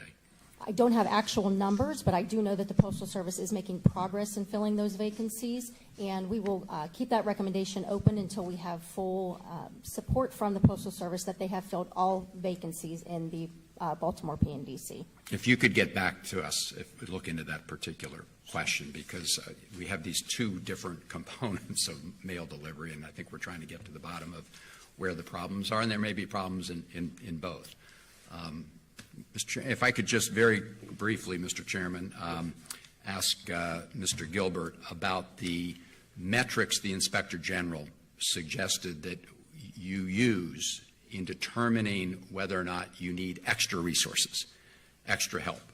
They put forward metrics with respect to mail delivery on time, absentee rates. Are you familiar with the metrics that they put in place? I am, sir. Okay, and they asked, I guess, you and your team to develop a system that would trigger requests for additional resources. Do you have those thresholds that you put in place? We do, sir. And as of today, are you meeting those thresholds, or are you above or below those thresholds? We're above those thresholds. So the issue, back to Senator Cardin's question, is you are meeting those thresholds, but now it's a question of primarily absenteeism on Yes, sir. behalf. Yes, sir. Okay. Thank you, Mr. Chairman. Thank you, Senator Van Hollen. And if I could just follow up on one point you were making, Ms. Perez, as to whether the hiring freeze that affects management, what was its genesis? Was there a hiring freeze under the previous Postmaster General? I do not know, but I can state that that was a nationwide hiring freeze at the time. So, Senator, to your question, it was not specific to the Baltimore region. No, but we're trying to determine when did a hiring freeze occur, and my distinct recollection is it occurred when Mr. DeJoy was named Postmaster General. Ms. Brennan, his predecessor, did not have such a hiring freeze that I'm aware of, and that's what presumably we're still dealing with here in Baltimore in terms of the vacancies that Senator Van Hollen outlined. I believe we documented the dates in the report correctly. Okay, appreciate that. Thank you. Mr. Mafumi, you were recognized for your round of questions. Thank you very much, Mr. Chairman. Mr. Gilbert, let's go back to some of your testimony, if you would, with respect to the questions from both of the senators. You stated that a lot of this ended or started getting better after your arrival in October of last year. Is that correct? Correct, sir. And do you have any idea before your arrival in October why things developed the way they did? The primary reason being employee availability. They simply did not have enough employees report to work to affect delivery daily. Right, but as has been stated several times, this has been going on long before the pandemic. So any idea as to why it went on so long and why there was never an effort by your predecessors to correct it? No idea, sir. Okay. That time before October of 2021, through the pandemic and even before, a part of that time you were the postmaster, correct? That's correct. So for 7 of those months, you were part of what we call, for lack of a better term, the problem that was existing at the time. When you were there as postmaster previously, did you go to any of your supervisors or to the Postal Service or to anyone else as the postmaster from Baltimore, which you were from March through October of 2020, and say, we have a problem? I did, sir. And who did you report that to? At the time, a district manager. And who was that person? Has since retired, Daryl Martin. And what was the reply? We need to do what's necessary to increase our complement and control employee availability. So he really didn't go to the heart of fixing the problem that you pointed out? He and I did not have that conversation, no, sir. So was there anything you could do as postmaster yourself at the time to correct or start correcting the issues that we all have been talking about here today? My efforts was to gain a better understanding why it was so comfortable for employees not to come to work. It was novelty to me to where at the number of employees that we had absent on a day-to-day basis. Okay, so we're in the pandemic. You leave, and then you come back and you become postmaster again. Did you then, or do you now, have an idea of how to stem that issue, how to get around that? I mean, do you have a plan when it comes to vacancies? Because they're going to be with us for a while. I'm just trying to figure out, going forward, what's your plan to deal with that? Well, we will always have vacancies. It's the open route plan which creates the challenges. So part of my initial strategy, first week reassuming the role in Baltimore, was to look at our employee availability. Have we improved or did we get worse? And then what strategies that I've learned in conjunction with the headquarters initiative to drive employee availability to get our employees to come to work. And did you do that also when you were postmaster previously? In the beginning, I did not, sir, but as we progressed through the pandemic in the later months, I established that strategy, yes, sir. Okay, and what about the issue of absenteeism, which is going to be with us whether we like it or not? It affects all sectors of the society. What is the plan that you have in place, knowing that absenteeism continues to be a problem, to get around it? Become more aggressive when it comes to the removal of employees on the rolls. ensuring that the proper documentation is sent to those employees, and if we do not get the timely response, instead of delaying it, we move quickly on to have those employees removed, simply put. Okay, so if you have to start removing employees, do you have a pool or batch of potential employees that you've already interviewed and they clearly meet the standards and they're waiting and eager to be hired? Or are you letting people go without anyone to replace them, increasing then the number of vacancies? There is a pool. We have what we call the automated posting system in the city of Baltimore. Basically, it's a one-for-one. As we remove, whether it be based on attrition or termination, then we will automatically move to replace that employee on the rolls. So, Mr. Gilbert, you must understand the absolute frustration of many of us, particularly those of us who represent Baltimore, who have seen this go on and on and on. In addition to Mr. DeJoy being replaced or removed, there's got to be things in place on the ground where postmasters like yourself look at all of the extenuating circumstances and problems and start aggressively figuring out a measurable plan forward. So 11 months after the release of the OIG report, Baltimore is still ranked among the worst in the nation, which really, really, really troubles me. It ought not be that way, and we can't allow it to continue to be that way. So can you guarantee on the record today to this committee that you will put in place a significant increase in service and in operations that will alleviate this problem from this area? We are in that process of working towards continuous improvement, sir. Well, you were doing that the first time you were postmaster of the area. Can you guarantee, though, that there will, from this point onward, be a significant change in those numbers and in terms of the operation here in Baltimore? My daily focus is that, to ensure we get better and we get it right, moving the mail to the customers within the communities we serve. But you can't guarantee it. Not at this time. I yield back, Mr. Chair. Thank you, Mr. Mafumi. Gentleman from Baltimore. Thank you, Mr. Chairman. Mr. Rippersberger is recognized. Thank you, Mr. Chairman. First, Ms. Perez, I want to thank you and your office for the timely completion of a thorough audit. Some of the post offices you looked at, Essex, Parkville, Rosedale, and Dundalk, are all in my district, did not report a single piece of delayed mail, not one, even though they were collectively responsible for more than 258,000 delayed mail items.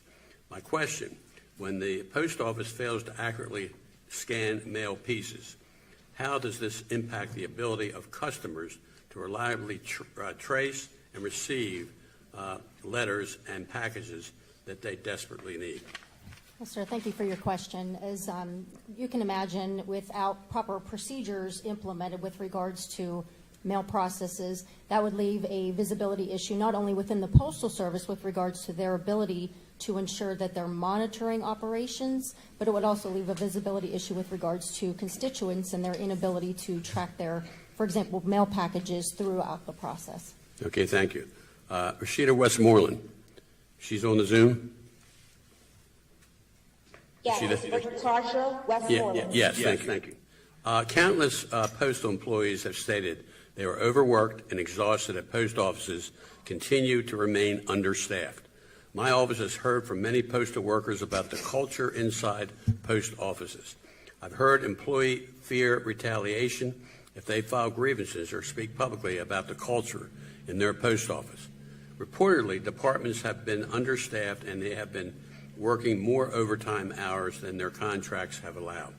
The former Baltimore postmaster, Williamson, admitted they are borderline breaking labor laws.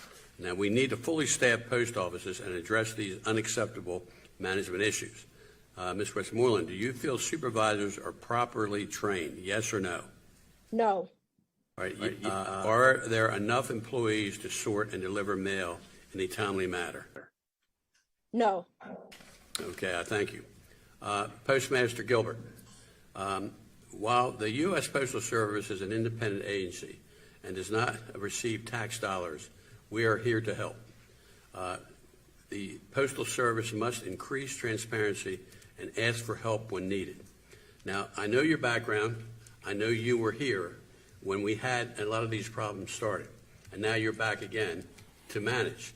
And I'm telling you from my position, representing a lot of the area where there's a problem, we have to learn from our past mistakes to move forward. And, you know, I'm asking you, and I'm glad that Congressman Fumi followed that area of questioning as far as you are concerned, because basically you're in charge there, and we need your leadership. And some of the things that we need to know, and I'd like to know, is when you were in leadership, and now you're where you are now, where you're the focus of a lot of these, what did you think, or what did you learn now, based on what happened in the past, that you think you can do to improve the operation and make the decisions that are necessary to deliver the mail on time to our constituents?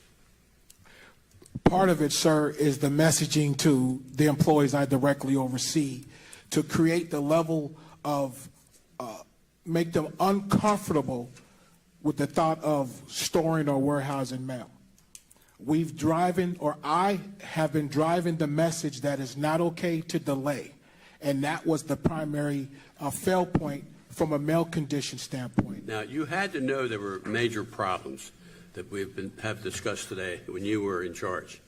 And I'd like to know, when you saw these issues, who would you go to in Mr. DeJoy's office? Where would you take these issues that you knew that there was a problem, you couldn't get it solved for whatever reason? You have to go to your superiors to ask for more resources or change the system or whatever. What did you do in that regard as it related to contacting DeJoy or his office, his leadership team? Well, I wouldn't contact Mr. DeJoy directly. I would follow the leadership chain and our hierarchy. I would go through the district manager, and then we would have... Who was that? Who was that when you were there? Currently, that's Laura McLucas. Okay. And then we would have conversation, discussion with our area vice president. Okay, and then what happened? And then our area vice president would be our sounding board and or our advocate, whether we would need to hire more and or what our mail conditions are as far as allocating resources, et And cetera. I assume it didn't happen because you see we are the worst in the country. It's number one, the worst in the country, based on what the Inspector General has stated. That's a bad place to be for all of us, and we see the results. Now, I personally, and I know our team, wants to get it fixed, so we're going to do what we can to work with you. We ask you these questions that are uncomfortable, and you were a part of that system, but we only ask them so we can work with you and help you. And I think if you've noticed, we have not publicly criticized you personally, but you're part of a leadership team, and you're in a unique position that you can learn from what you did, what the problems were in the past, so we can help you work in the future. My last question, what do you think you need from Congress? From Congress to assist us with the job fairs, that information and the assistance from the Maryland delegation, that was very helpful. Right now, I think we have the necessary tools, materials, and employees to accomplish the mission, sir. And do you have a direct line to your leadership team? I do. Okay, thank you. You go back. Thank you, Mr. Upsberger. Was I on time? What's that? Was I on time? Perfect, as always. Thank you, Gerald. I thank you. Yeah. Thank you. Gerald. Thank you, Charles. The gentlelady from the District of Columbia, Congresswoman Norton, is recognized for her line of questioning. Thank you very much, Mr. Chairman. This is a hearing that I think unfolds a lot of information that is relevant to districts around the country. I want to begin by noting, as I did in my opening statement, that since virtually the start of Postmaster General DeJoy's tenure, I have received a deluge of complaints from constituents about not receiving timely delivery of their mail, often with mail just never arriving. This indicates that we have a ubiquitous, a nationwide problem exemplified by today's hearing, focusing on Baltimore in particular. My question is for Ms. Westmoreland. Ms. Westmoreland, I'd like to highlight a few specific examples of problems my constituents are facing. And I note that these are not just cases from the past 2 years. These are cases that are currently pending, for which I am still awaiting a response from the Postal Service. And they join many others still awaiting a response from the U.S. Postal Service. One of my constituents runs a healthcare practice out of his home, and his business is hindered because important insurance documents and checks have not been delivered. He knows that these documents and checks should have been delivered because he has signed up for, and I'm quoting, informed delivery. His rightful concern is that even beyond the significant inconvenience this causes, documents related to health and finances are lost altogether. Another constituent said that the lack of mail delivery has resulted in not receiving tax documents, correspondence from the DC Superior Court, insurance benefits, and credit card bills. I would like to ask you, Ms. Westmoreland, since you are probably one of the most on the ground witnesses today, what changes do you think the Postal Service leadership should make that would help the hardworking employees of the Postal Service like you, who are not the root cause of these issues and who work tirelessly every single day to make sure the mail gets delivered? So I would like your input specifically on what changes you, who are on the ground working every day, thinks the postal leadership should make that would help you in the delivery of mail. As an employee, I believe that an agreement or leadership roles that management should make, one, it needs to start with having proper staffing. The staffing is a management issue. We have to have the right people or the manpower to make sure that we are getting the mail out in an accurate time frame. And then also something that I would think that we would need from management is for the managers to be properly trained. A lot of the managers are put in operations based off of the business needs. So they are originally PSCs, they convert to career employees, and then after they're career employees, they used to go up to lead clerks, expediters, or 204Bs, or even higher in the management field. Do they get any training? Do they get any training as they move up? To my knowledge, I do not have the facts on that, but based off of working with the managers that I currently have in my facility, I would say no, they do not receive that training, or they are not retrieving that training. Because from what I heard from prior supervisors, that they take training modules. Now, if that's true or not, I'm not sure. Well, I think hearing directly from you is important here, and that the postmaster and other leadership need to convene a meeting of employees to get their input. I agree. That kind of on the ground back and forth, I think, would help in improving postal service.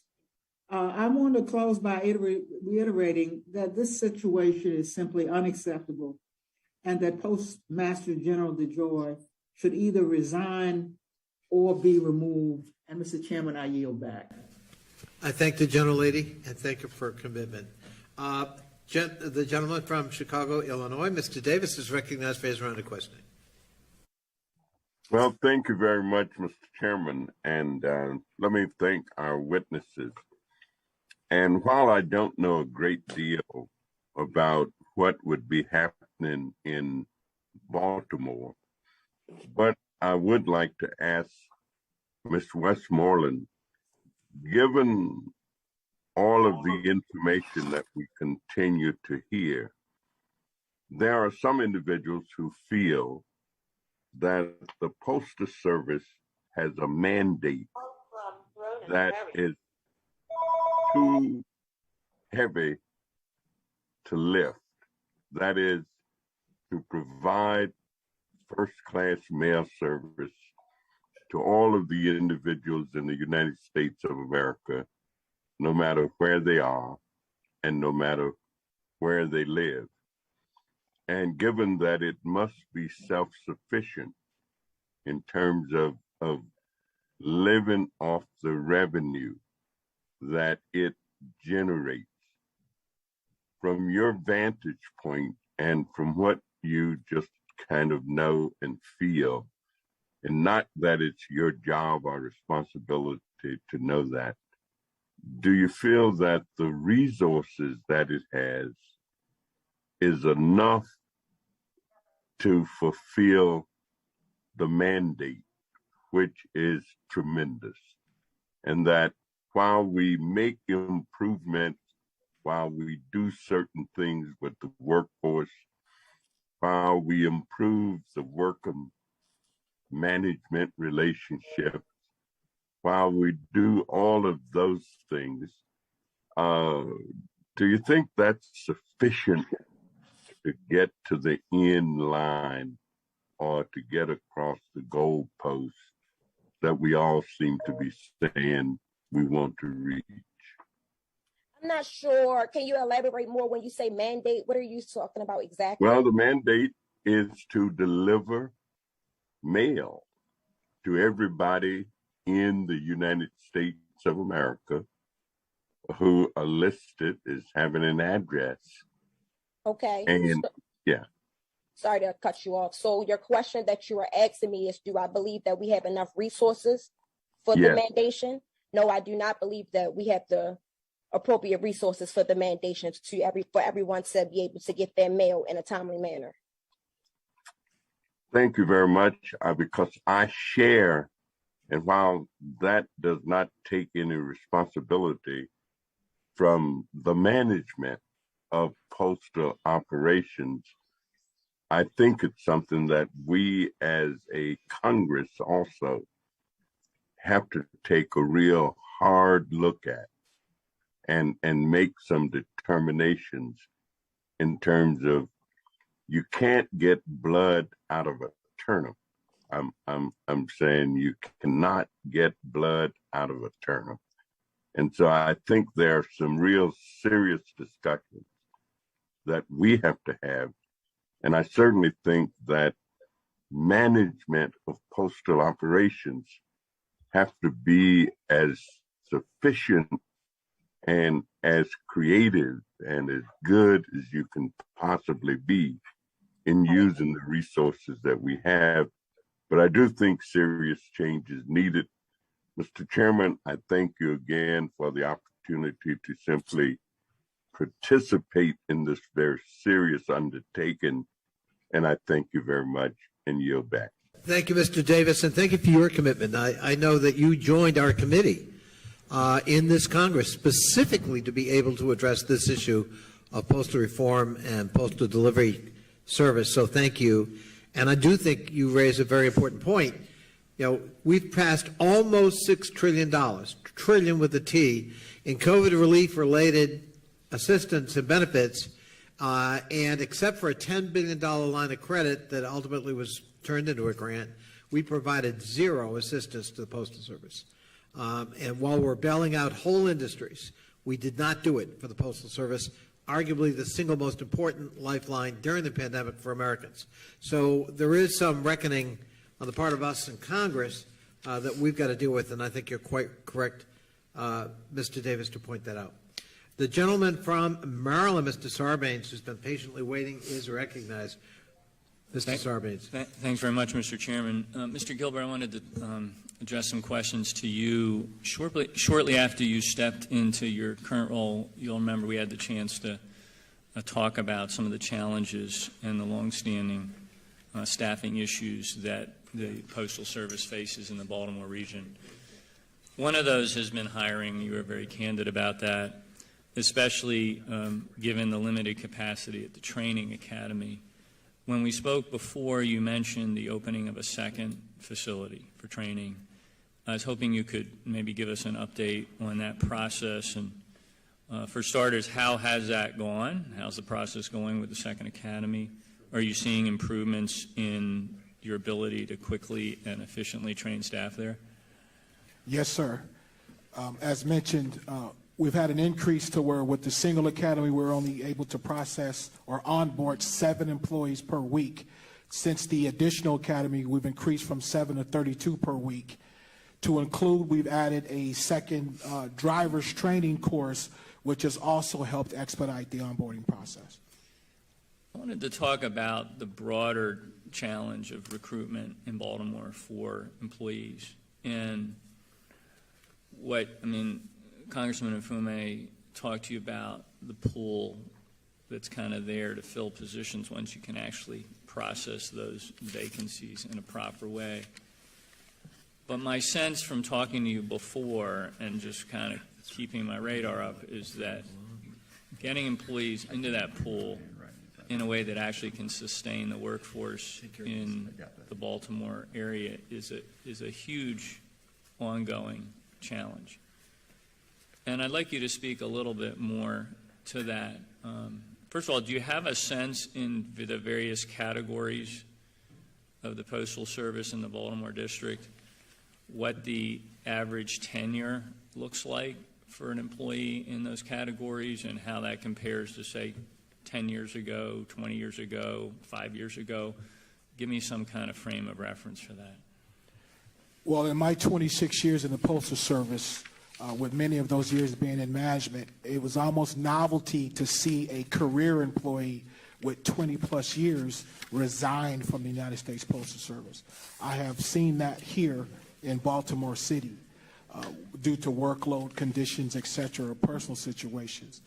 So that in itself creates a problem to where our retention period or our retention rate is not where we need to be from a national average standpoint, but it does create a challenge within the city of Baltimore. So you got two problems. You should have caught in the switches here. One is that it sounds like the attrition rate's accelerating. You're not getting the same longevity in the workforce. And then when those vacancies are created, trying to fill them is that much harder. Can you speak to the credentials of the staff that you're hiring up in terms, you have these training academies now, which is great.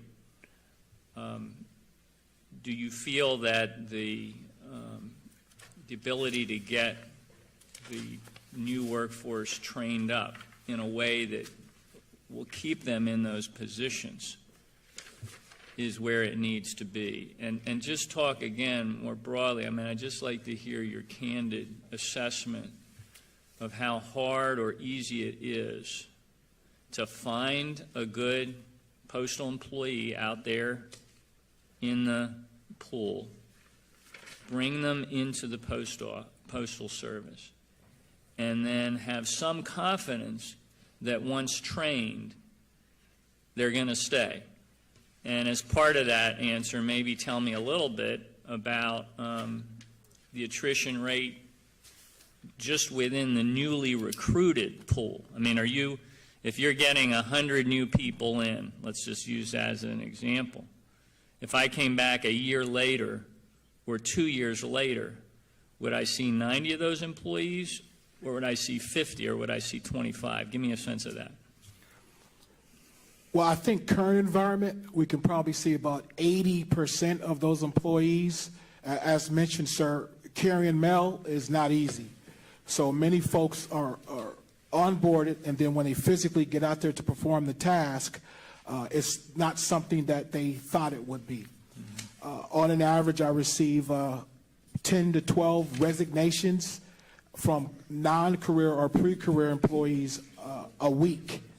And most of the reasons being the work was just not what it was, some scheduling issues and or the conditions from a workload standpoint they weren't willing to endure. So that aspect of it, it's hard to retain our employees from the pre-career standpoint. That's when our recruitment comes in.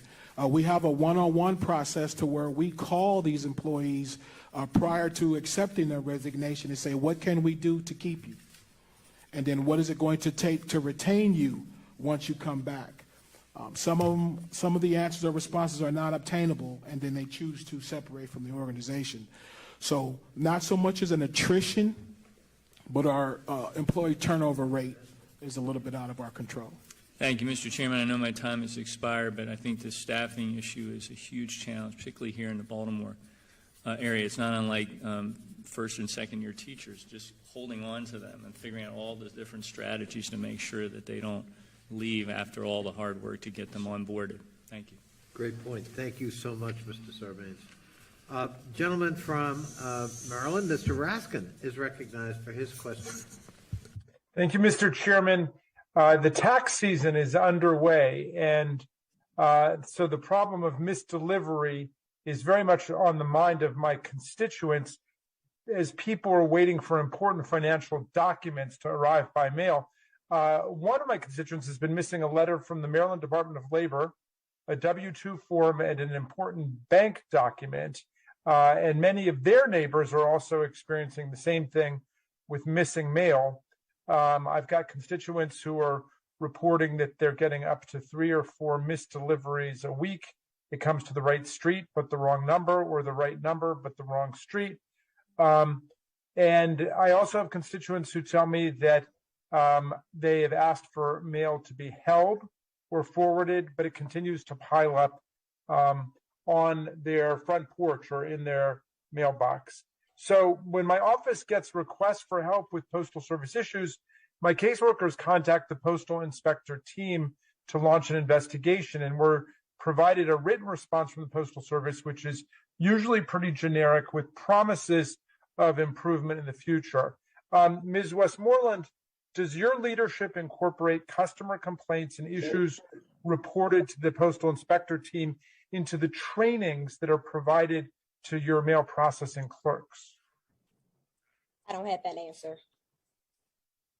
Okay. Mr. Gilbert, in your experience, when a caseworker reports a recurring issue to the Postal Service, such as consistent misdeliveries in a neighborhood, does the Postal Service share these concerns with the relevant post office? What actions are you taking to ensure that the issue is addressed? Situations are addressed at the local unit level, down to the employee, to determine if he or she is a repeat offender. And what I mean by repeat offender, are there constant complaints that employees are misdelivering mail? If that is the case, we track via our logs, and then we move to be corrective, and in some cases that may require discipline. Okay, thank you. Mr. Chairman, I mentioned the problem of mailbox thefts, which is now a rampant problem in Silver Spring and in Bethesda. I spoke to some constituents this morning who lost the check for nearly $5,000.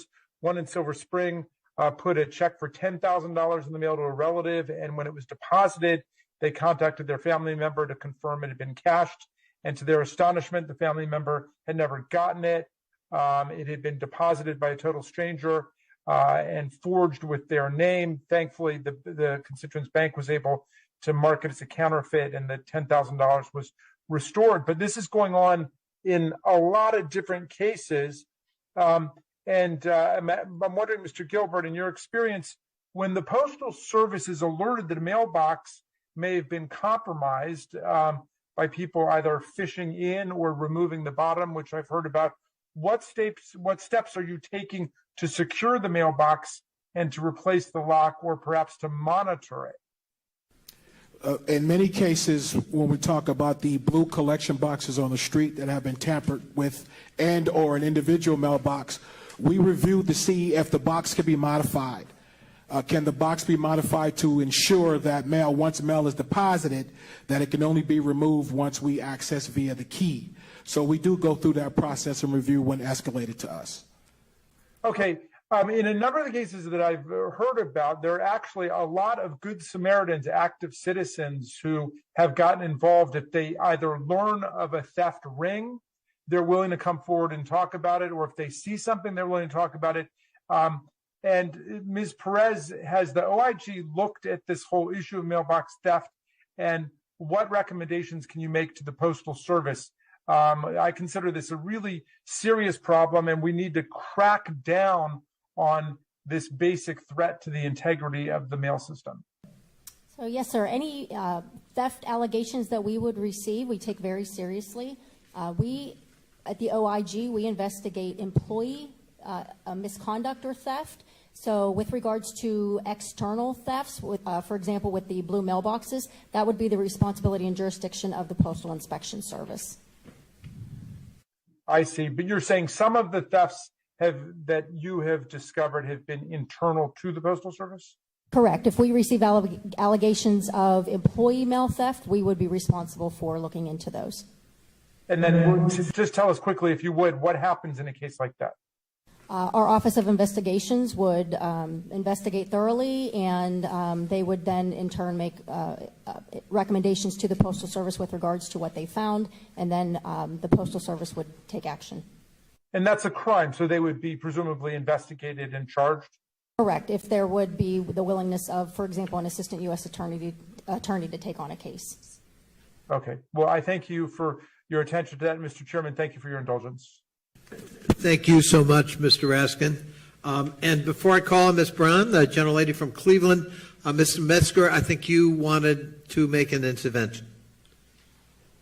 Yes, I'd like to ask the postmaster. We went twice in the beginning of the year, 6 weeks period without getting mail.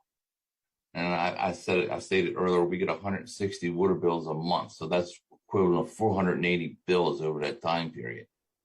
Where's that mail? We've never received it. The checks that we've sent out never got to the people who they were supposed to. My question is just, where's that mail sitting at now? And by the way, I believe my Valentine's Day card to my wife might be included in that mail.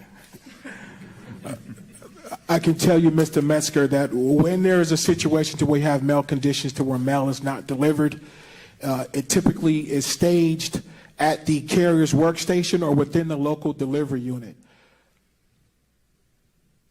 But I think why haven't we received 480 pieces of water bills from the beginning of the year? We never received them. Well, I can directly tell you, sir, that I myself went and surveyed the delivery route that falls for your delivery address, and that route is 100% current. There is no mail staged or warehoused within that facility. So if we received it, we delivered it. Okay. Okay. Ms. Brown, you are recognized for your round of questioning.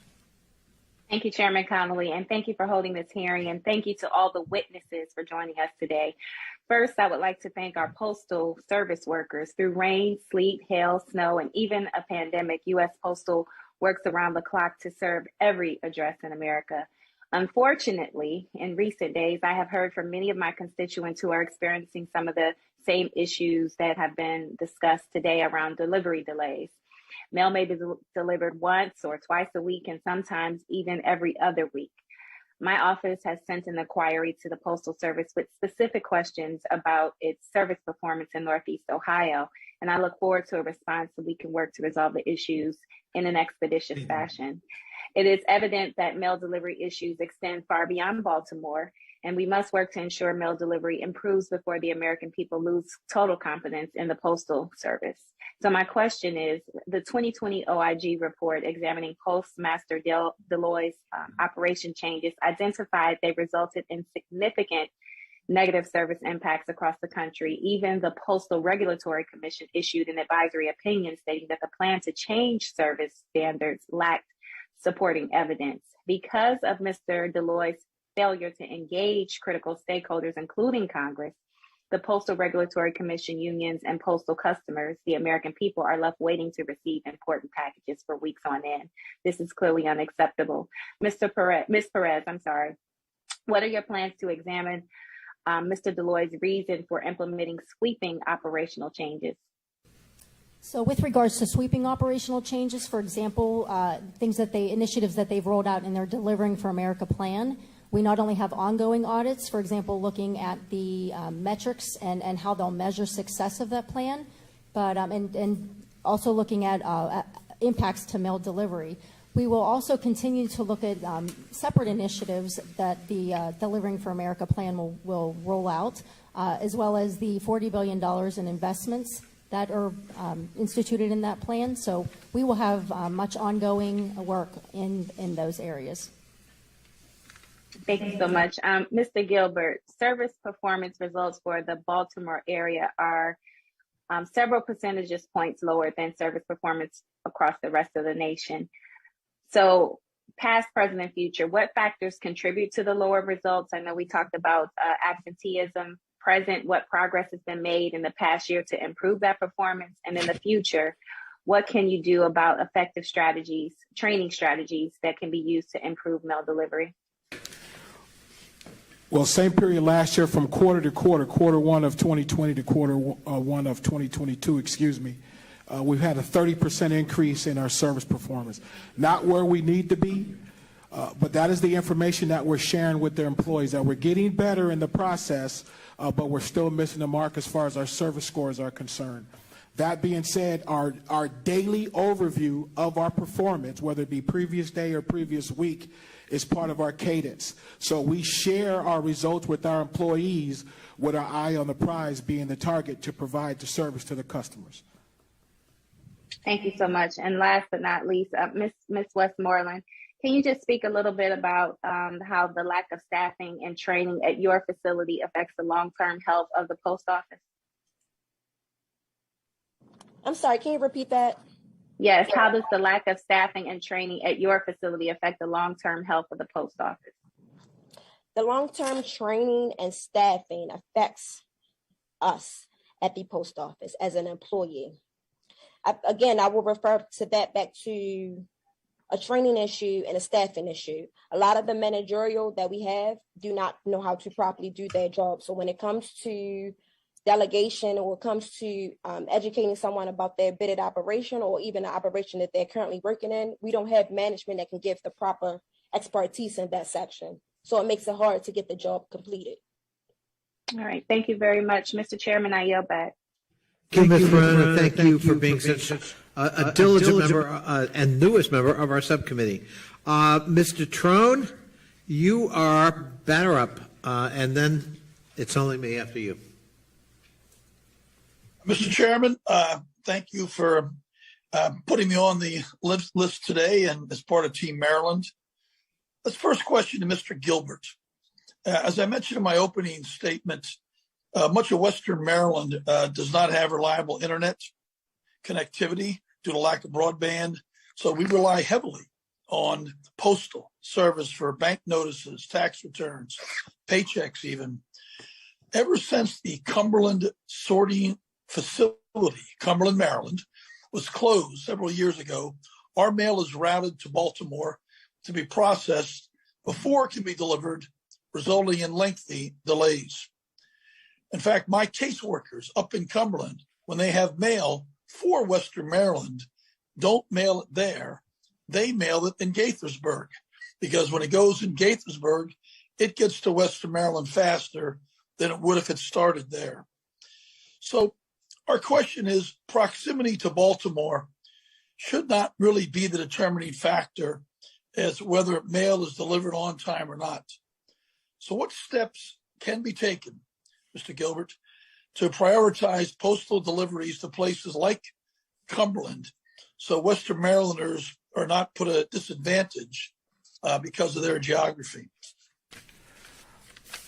Sir, I'm not sure what steps could be taken from a mail processing standpoint, but from a delivery unit customer service standpoint, our four-step process to ensure that we accurately collect, transport, process, and deliver the mail is the mission starting from the collection point, to answer your question, sir. When these delays started one day, by the time it gets back to Cumberland from Baltimore, it's multiple day delays. and it's just not satisfactory for folks in Western Maryland. They feel like second-class citizens. Let's jump over to Ms. Perez. In your testimony, you mentioned that when the Postal Service implements network changes, it's often it's been unable to improve service or realize the projected cost savings that these changes can result instead in regional service issues like we have in Cumberland. So the USPS closed Cumberland in 2012. They were supposed to shift to Johnstown, Pennsylvania. The processing center there is 70 miles away. However, constituents complained that instead to my office, all their mail now goes to Baltimore, double that distance away, 140 miles. So if a Cumberland resident wants to mail something across the street, it goes 300 miles to Baltimore and back. Is the OIG aware that mail from Western Maryland is almost 3 hours, sent 3 hours across the state to return, given we have no processing centers to serve Western Maryland? That's not something we would specifically hone in on. However, when we do select facilities and deliver units that we believe are ripe for a review, we would review data and metrics that the Postal Service maintains to be able to prioritize where we should focus our resources. Well, we like if you could have the OIG team take a look at this situation. It seems the current arrangement is not cost efficient. Lots of very much unfortunate delays. And with the difficulty of broadband, they need extra attention. Jump over to Mr. Gilbert again. We also have packages delivered by FedEx and UPS right to the local post office in Western Maryland by these third-party deliverers. Only after UPS and FedEx drive it to Cumberland to the post office, then it gets sent to Baltimore for processing, where it's often delayed and in many cases lost forever. Have the changes you made in the last several months addressed this issue that these packages from FedEx, UPS that are going back from Cumberland back to Baltimore and back, any progress be made in this issue, and also recovering the packages that have been lost in the system indefinitely that our constituents have brought to our attention? Anything with a trackable barcode is measurable, so we're able to determine the disposition of a single mail piece. I can tell you once again, sir, once we receive the items or packages, we make every effort to deliver. Okay, well, thank you to the witnesses, and we need swift changes, no question about it. Thank you, Chairman Conley. Thank you, Mr. Trone. And the last two questions of this hearing, I'm going to place. One is, I talked in my opening statement about the tray management system that, absent which, we're delayed several hours every day. That management system has been missing for 3 years, March of 2019. That was uncovered by the OIG report. Ms. Perez, has that been ameliorated? So the Postal Service, when they replied in their official comments to our recommendation of that report, had basically stated that the Baltimore facility is a priority in its network modernization plan. So it is a priority. That the Baltimore facility is a priority in their network modernization plan. So they are looking, doing some additional analysis and making a determination as to whether or not they will update that facility or expand that facility or replace. So it's a priority, but they haven't yet ameliorated it. Correct. With regards to the network modernization And we're on 3 years plan. and counting. Correct. That's an interesting concept of what constitutes a priority. So yes, we are in ongoing dialogue with the Postal Service to understand Mr. their Gilbert, plans. why hasn't the Baltimore Post Office acted on the management tray issue with expedition? That doesn't fall within my purview, sir. That is a mail processing venue, and that doesn't fall under Baltimore City. I'm sorry, you're the postmaster for Baltimore? For delivery and retail. I see. So it's someone else's responsibility to look at a system that can expedite the sorting and ultimate delivery of mail. That is correct. And who would that be? That would, the starting point would be the plant manager of the Baltimore facility, sir. And I don't know, after this hearing, might you drop a nice word in the ear of the plant manager that it might make sense to act on this after 3 I've years? made my notes, sir. I will have that discussion. We'll count on you. Thank you, Mr. Yes, Gilbert. And my final question, and back to you again, Ms. Perez. You talked, I'm sorry, the OIG in the report looked at 9 Baltimore area post offices, and you were looking at delayed mail, already delayed, but then you discovered that it was not only delayed, but they were underreporting how much delayed mail they had by 79%. Help us understand what it means to have undercounted delayed mail. Sure. So when we conducted that work in June of last year, we had asked about the root causes or tried to observe conditions as to why that may occur. And what we were told at the time by the management at those units was that it was an employee availability issue.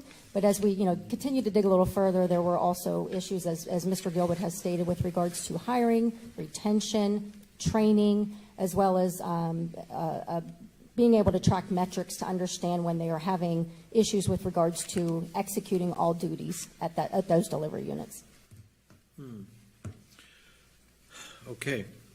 I want to thank all of our panelists. I want to thank my colleagues for their diligence. This is an important subject, and it's gotten more important, especially during the pandemic. We've got wonderful men and women serving the American public every day. We've also got some people who are apparently gaming the system and not coming into work, and that has to change. There have to be management changes, and as Mr. Ruppersberger said, we also in Congress need to bear, what responsibility we can and should bear in assisting in the improvement of a service that is considered so essential by every American. In closing, I want to insert into the record 2 U.S. Postal Service Office of Inspector General reports issued in 2021, the Mail Delivery and Customer Service Operations Select Baltimore Units, Baltimore, Maryland report, and the Efficiency of Operations at Baltimore, Maryland Processing and Distribution Center report. Without objection, they shall be entered into the record. And also without objection, all members will have 5 legislative days within which to submit extraneous materials and to submit additional written questions for the witness through the chair, which will be forwarded to the witnesses. Would ask our witnesses, should you get such queries, please be as expeditious as you can in responding to our members with their queries. It's quite something to have 15 members participate in the field hearing, which again underscores, I think, just the criticality of the issue and the commitment of our colleagues, especially from Maryland, to addressing this set of issues. We're going to have a press availability in about 5 or 10 minutes upstairs, so we're going to give everybody an opportunity to gather themselves and do that. And unless there's further business to come before us, this field hearing is adjourned. Thank you.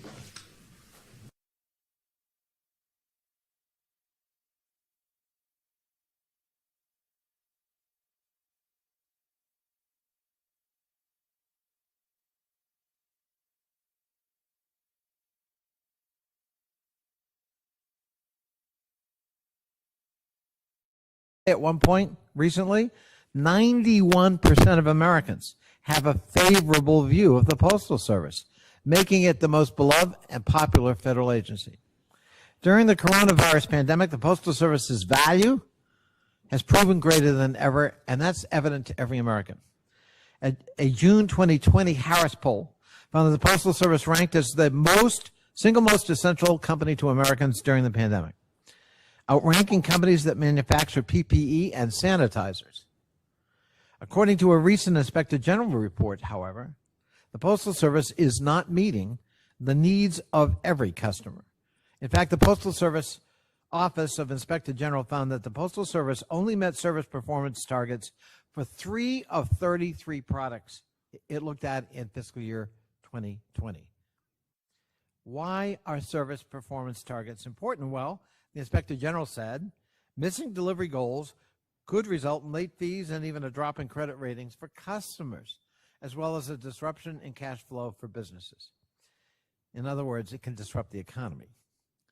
They added that late deliveries may drive mailers away from using the Postal Service to more nimble electronic options. And the IG added, once a consumer moves their bill payment online, they may be unlikely to go back to using the mail. I think that's a polite way of saying you lose that customer forever. Simply put, missing service standards hurts those who rely on the Postal Service and ultimately can prove to be a death spiral for the Postal Service. Despite the importance of meeting service standards in the first 3 quarters of fiscal year 2021, 3 to 5 day mail has been delivered on time only 61%. In the first 3 quarters of fiscal year 2021, magazines were delivered on time only 64%. And while service standards have improved in recent months, those improvements are likely attributable to a drastic decrease in service standard targets. So in other words, when Louis DeJoy, the Postmaster General, noticed we weren't meeting targets, he lowered the targets. We're here in Chicago today because this area is among the hardest hit by substandard delivery. And because Chicago is a city with a storied postal history, Charles Lindbergh once actually flew a postal plane here in Chicago. Our history goes back to 1831 with the appointment of Chicago's first Postmaster General, an illustrious predecessor of yours, Mr. Morgan. By 1864, Chicago began at home mail delivery with the innovation of letter carriers. By the turn of the 20th century, Chicago's big businesses like Sears and Montgomery Ward relied on the post office to deliver their catalogs and advertisements that changed retail in America, paving the way for what is today a $1.6 trillion postal industry that employs 7.3 million people. In 1966, massive mail delays in Chicago prompted congressional investigations, which led, in 1971, to the law creating the U.S. Postal Service as an independent establishment of the executive branch of government. Today's hearing continues a robust and important tradition of Postal Service oversight by Congress. If you look at the screen,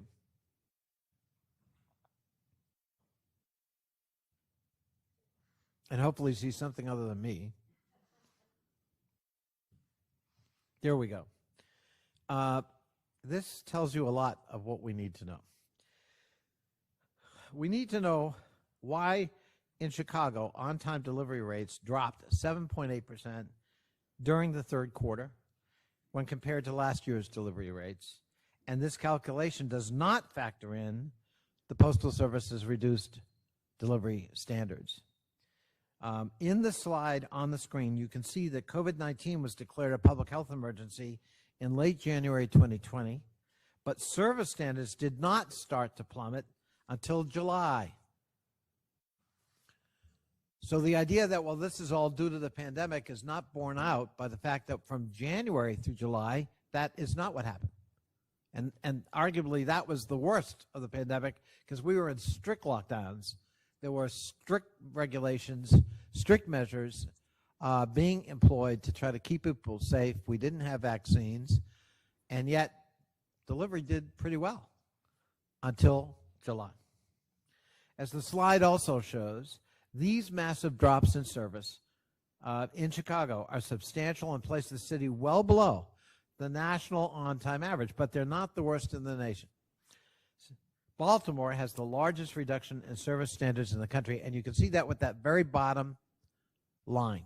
That's Baltimore. In Q2 of fiscal 2021, 2-day mail delivery in Baltimore was on time only slightly more than half the time, and 3 to 5 day delivery was on time only 32.4%. We expect and demand more from our Postal Service. To do that, we need to provide it the resources and staffing it requires to meet customer needs. Instead, we're witnessing service delay degradation and price hikes. Postmaster General DeJoy continues to make consequential and damaging operational changes in the Postal Service that affect postal delivery nationwide. and he repeatedly has done so without conducting the data analyses or customer engagements required to ensure he's not causing unwitting damage. I've written 4 letters just this year to the Postmaster General and the Board of Governors of the Postal Service expressing grave concerns about these management decisions, fleet contracts, and conflicts of ethical concern. I am particularly concerned about his 10-year plan, which reduces service standards further and increases prices, a novel business model if successful. The Postal Regulatory Commission's advisory opinion of that plan to reduce delivery standards stated, and I quote, "It is not clear that the trade-off between financial viability and maintaining high-quality service standards is reasonable," unquote. DeJoy's actions have, I think, contributed significantly to the ability of Chicago, in deteriorating Chicago's post offices and mail deliveries in order to meet customers' needs. According to the Postal Service Office of Inspector General, 4 of Chicago's busiest post offices had difficulty grasping the scope of their own problems. If you look at the screen again, you'll see a table from a recent OIG report showing that 4 Chicago area post offices undercounted or delayed mail in their facilities by 59,752 pieces, a 95% undercount. Or, in other words, they only got 5% right.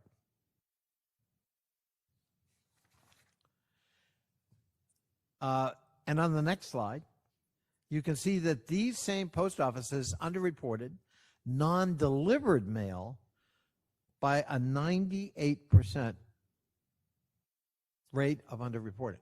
In other words, they only got 2%, which is kind of stunning. These are letters and packages we're talking about from family members to celebrate holidays and birthdays and anniversaries. They're bill payments that generate late fees for those who are trying to pay on time during a pandemic, I might add. These are paychecks people rely on to keep food on the table. We cannot allow this to continue. Today, we've got witnesses who can help us define the root problems at these Chicago area postal facilities. And we have witnesses who need to be part of designing and implementing solutions. The issues plaguing Chicago, however, should not be viewed as anomalies, unfortunately. These service delays are occurring throughout the United States. We're going to work together as colleagues to solve these problems and to hopefully change the governance of the Postal Service to ensure that we have a Board of Governors and a Postmaster General who are in fact dedicated to the mission, which is delivering mail and packages on a timely and efficient basis to every household and every business in America every day. Thank you. I now call on the ranking minority member, Mr. Keller, who's on virtually. Thank you for joining us, Mr. Keller. You are now recognized for an opening statement. Thank you, Chairman. I appreciate being able to be here today. Although it's virtual, I appreciate being able to participate. Since the founding of our republic, the United States Postal Service has been charged with one of the oldest and most important functions of the federal government. In many ways, it was the Postal Service that made the earliest states, including my home state of Pennsylvania, the second state, become united because we could communicate across the country. Americans around the country rely on the Postal Service to deliver to over 160 million delivery points 6 days a week for their medications, bills, and any other kind of correspondence. Today's hearing is meant to examine the causes of service delays and how the Postal Service plans to address them. And the premise is that service delays directly correspond to Postmaster General Louis DeJoy's tenure in 2020. Let's make it perfectly clear. The Post Office has had issues far before the current Postmaster General has begun his service with the Post Office. I'm not here to defend anyone or the Postal Service.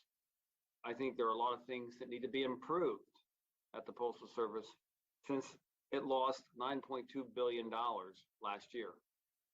And I know the ranking member of the Oversight Committee, Mr. Comer, and Chairwoman Maloney are working closely with the Postal Service and the Postmaster General DeJoy to craft a bipartisan solution to the problems the Postal Service is facing.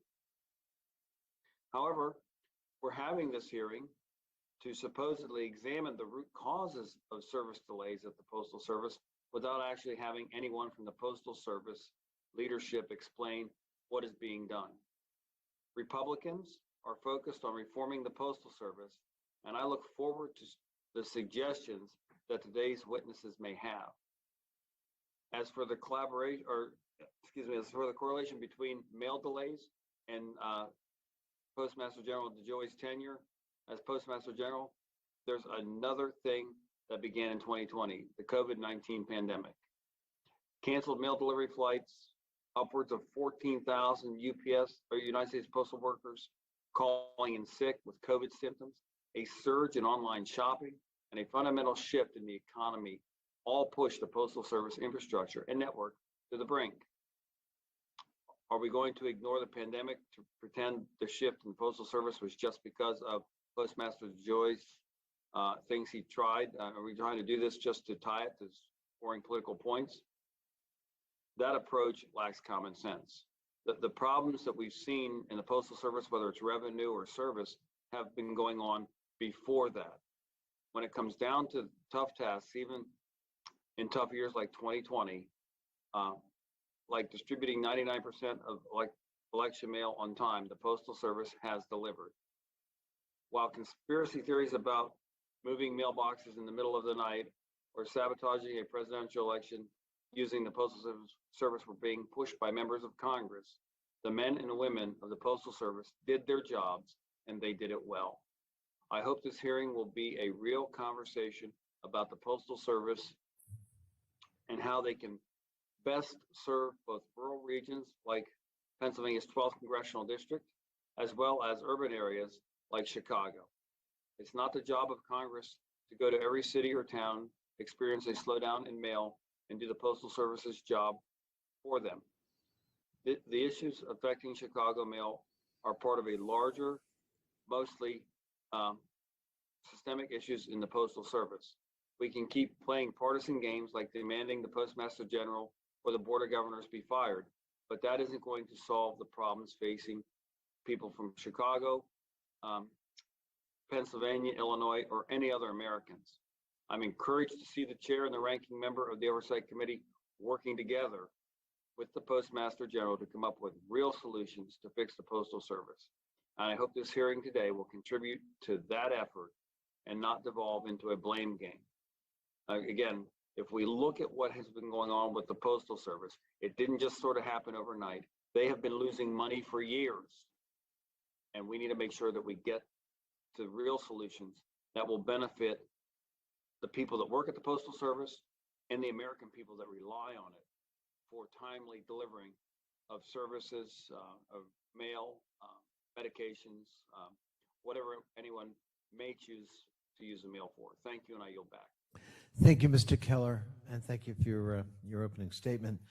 Chair now recognizes the distinguished chairwoman of the full committee, the Committee on Oversight and Reform, Chairwoman Maloney, for her opening statement. Chairwoman Maloney, welcome. Thank you so much, Chairman Conley, for holding this important hearing. Can we, excuse me 1 second, Madam Chairwoman, we want to turn your volume up. Okay. There you go. Thank you, Chairman Conley, for holding this important hearing, and Congressman Danny Davis for requesting the hearing. The Postal Service is one of our nation's most cherished institutions. Our dedicated postal employees deliver to 161 million locations, 6 days a week, regardless of the weather. The Postal Service binds our nation together in a way that no other institution can, and ensures that millions of Americans have access to the medications and other materials they need every day. Unfortunately, as we all know well, the Postal Service's performance has been slow and often unreliable since Postmaster General DeJoy made changes last summer without testing them first and without communicating fully with employees or customers. In many of our districts, we are hearing from constituents about significant delays in the delivery of mail, medicines, food, and other supplies. These delays are especially concerning and potentially life-threatening to affect many Americans, impacting many people who rely heavily on the Postal Service for essential items. While some of these changes were reversed, delivery has remained unacceptably slow ever since, particularly in cities like Chicago and Baltimore. We understand that the pandemic has made staffing difficult for the Postal Service and that it has been facing record-breaking package volumes, particularly during last year's peak season in December.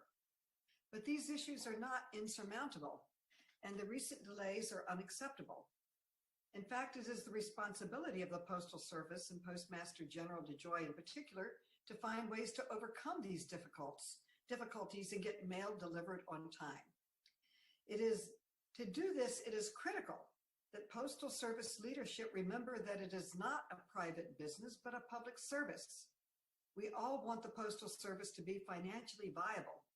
That's why we have been working together to get the Postal Service Reform Act on the floor as soon as possible.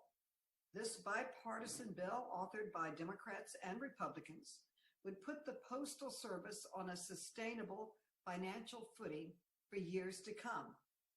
But allowing service to suffer while at the same time increasing prices will not increase the public's faith in the Postal Service. In fact, it might end up pushing people and businesses away from using the Postal Service. We must not allow the Postal Service to fail. It must continue providing the critical services that millions of Americans depend on. I want to thank the ranking member and the chairman for calling this hearing, and I look forward to today's discussion. Thank you again, and I yield back the balance of my time. Thank you very much, Chairwoman Maloney, and thank you for your leadership on this issue. And hopefully we can all work together to bring that bill, which passed out of our committee on a bipartisan basis, to the floor soon. Thank you again so much for being with us here today. Now to welcome us to the Windy City is our colleague, Danny Davis. Welcome, Mr. Davis. Thank you, Mr. Chairman. Subcommittee Chairman Connolly, Ranking Member Kelly, members of the committee, Senator Durbin, the Illinois delegation, Postmaster Morgan, Assistant Inspector General Melinda Perez, Mr. Mac Julian. Let me begin first by thanking Chairwoman Carolyn Maloney for agreeing to hold this hearing in Chicago to examine declining delivery standards in the U.S. Postal Service.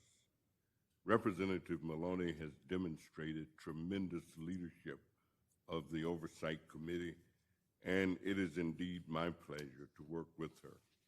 I also want to thank you, Mr. Chairman, and your staff for coming to Chicago and for the leadership that you've provided to the Government Operations Subcommittee. Given the fact that my first full-time job was working at the Chicago Post Office for more than a year, and then working short hours for 3 or 4 years, I've always had a great deal of affinity for the U.S. Postal Service. And when I worked for that agency, the motto with the group that I worked with was, "Clean hands, gentle touch. Surely we owe a letter that much." The U.S. Postal Service has had a long history of excellent service in the Chicagoland area. However, during the last decade or so, there seemed to have been a continuous downward spiral in service delivery, employees' morale, and community relationships brought on by a number of contributing factors.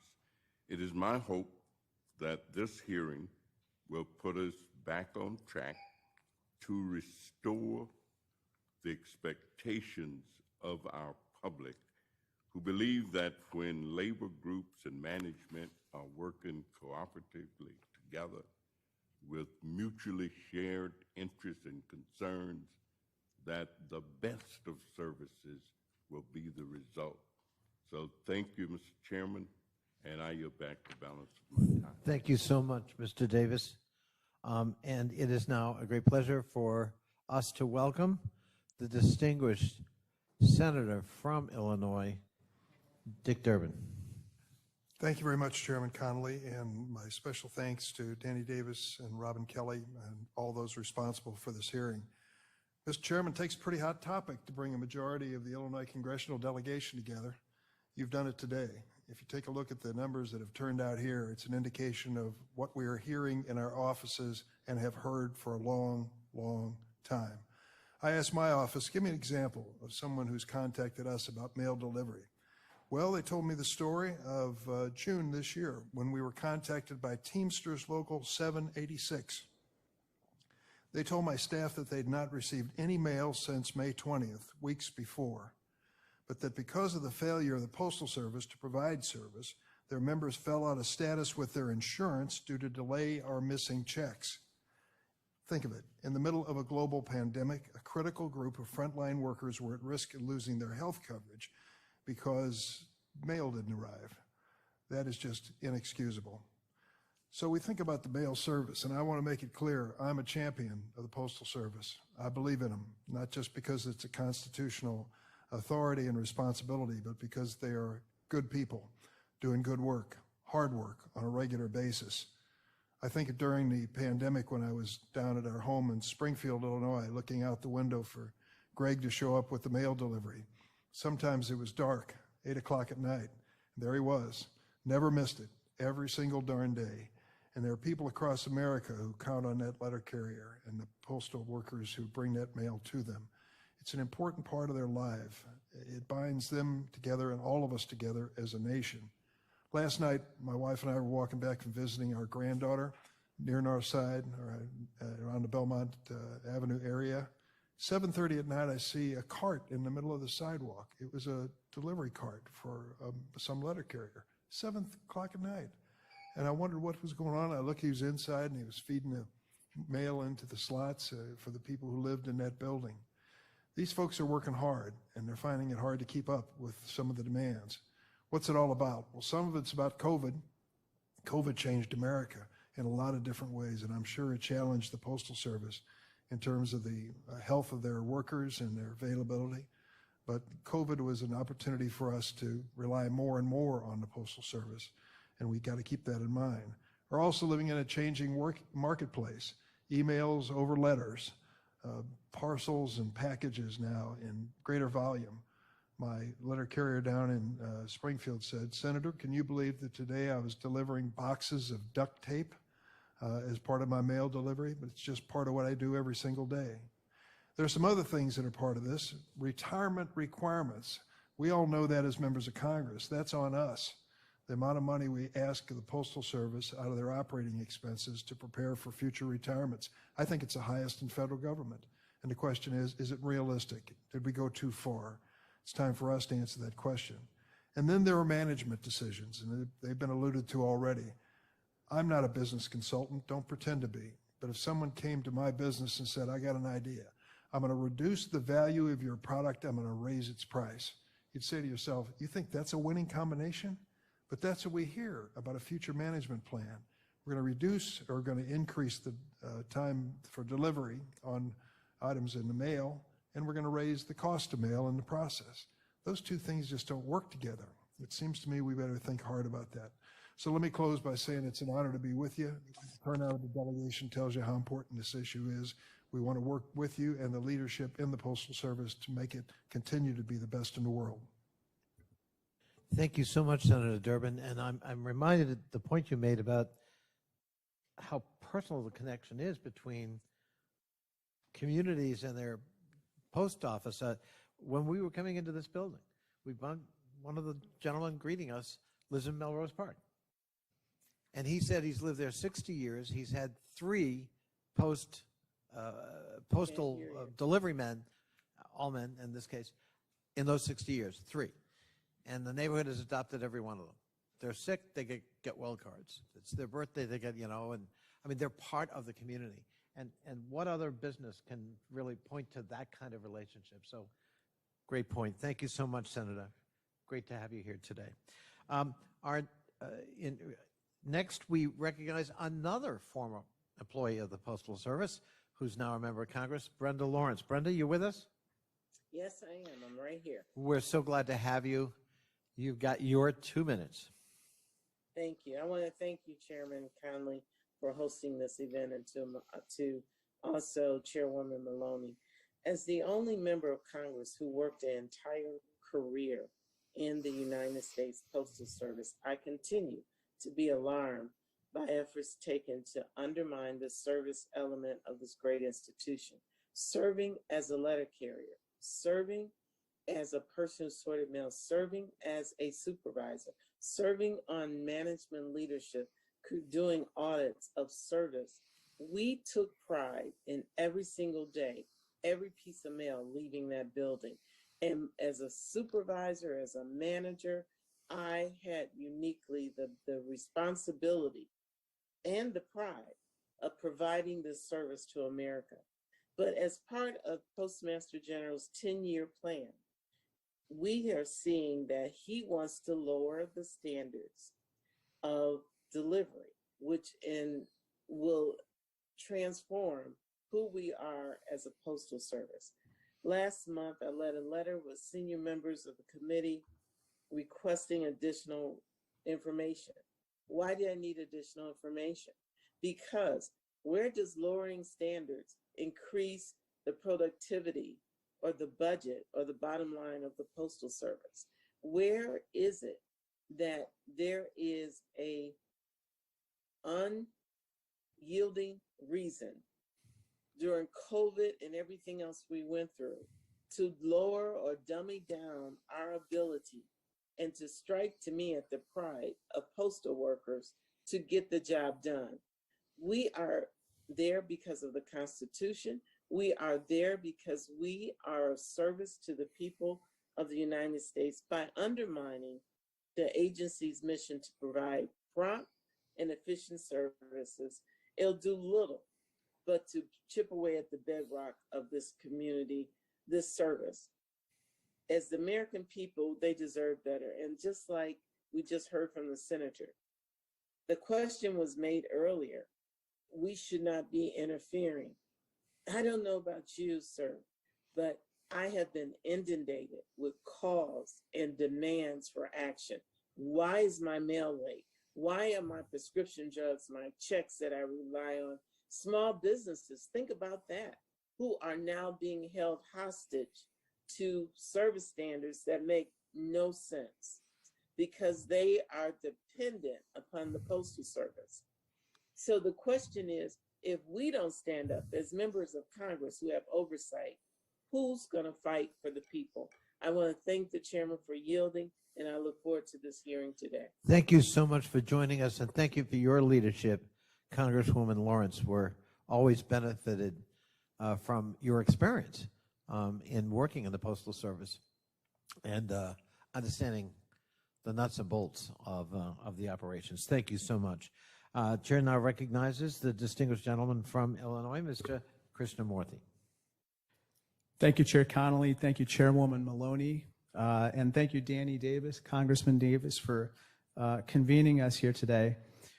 All of you know this, but the United States Postal Service is the most popular government institution in America. More than 91% of Americans rate the Postal Service very highly, according to most recent Pew polls. That's almost as high as Danny Davis's rating in this district. The Postal Service delivers 48% of the world's mail. In my district alone, the 8th District of Illinois, the Postal Service employs over 3,000 people. These are hardworking men and women dedicated to one simple principle, which is the timely and safe delivery of mail. The USPS is supposed to be completely reliable for every American, proven by the fact that the USPS even delivers mail from a sack on a mule in the Grand Canyon. I am saddened to see that the USPS has been failing to meet its service standards. I've had constituents tell my office numerous stories, including one where it took 3 weeks for an envelope to get from Evanston to Northbrook. That's only 11 miles. That's ridiculous. The onset of delayed mail can be traced to Louis DeJoy when he took over in July 2020. His reduction in service standards, especially the ones that were instituted on October 1st, just a couple weeks ago, have been a plague on the USPS, and we'll be talking about that today. That's why I introduced the DeJoy Act, delivering envelopes judiciously on time year-round, to make sure that we return to the service standards that Americans deserve. But to borrow a phrase, neither snow nor heat nor gloom of night will stop us from saving the post office. And that's why we're here today. So thank you so much, Chairman Connolly, for convening us. Thank you so much, Congressman Krishnamurthy, and thank you again for your wonderful contribution on the committee. Chair now recognizes the distinguished gentlelady from Greater Chicago, Robin Kelly. I want to thank Chairman Connolly for holding this important hearing and all the witnesses who are here today. Thank you, Chairwoman Maloney, and thank you to my colleague Danny Davis for having this great idea to invite the committee out. My office, like everyone's here, has been slammed with post office casework. I don't need to tell anyone the effects of slow mail, but I have constituents who are not getting critical prescription medications on time. I have other constituents without broadband access who pay their bills by mail, being charged late fees due to the slow mail. For many, the late fees are causing financial hardship for them and their families. My district is urban, suburban, and rural, and this has been an issue for everyone. People depend on the reliability of their post office to get their medications, pay their bills, send birthday cards or letters to loved ones.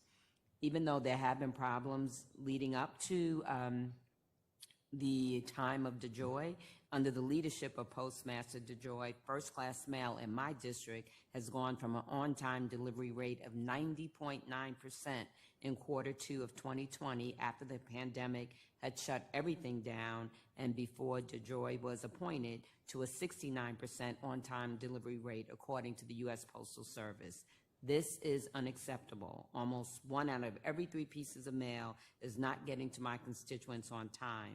And it's not that the mail is a few days late. Some are taking weeks or even months to get to people. I received a Christmas card in February.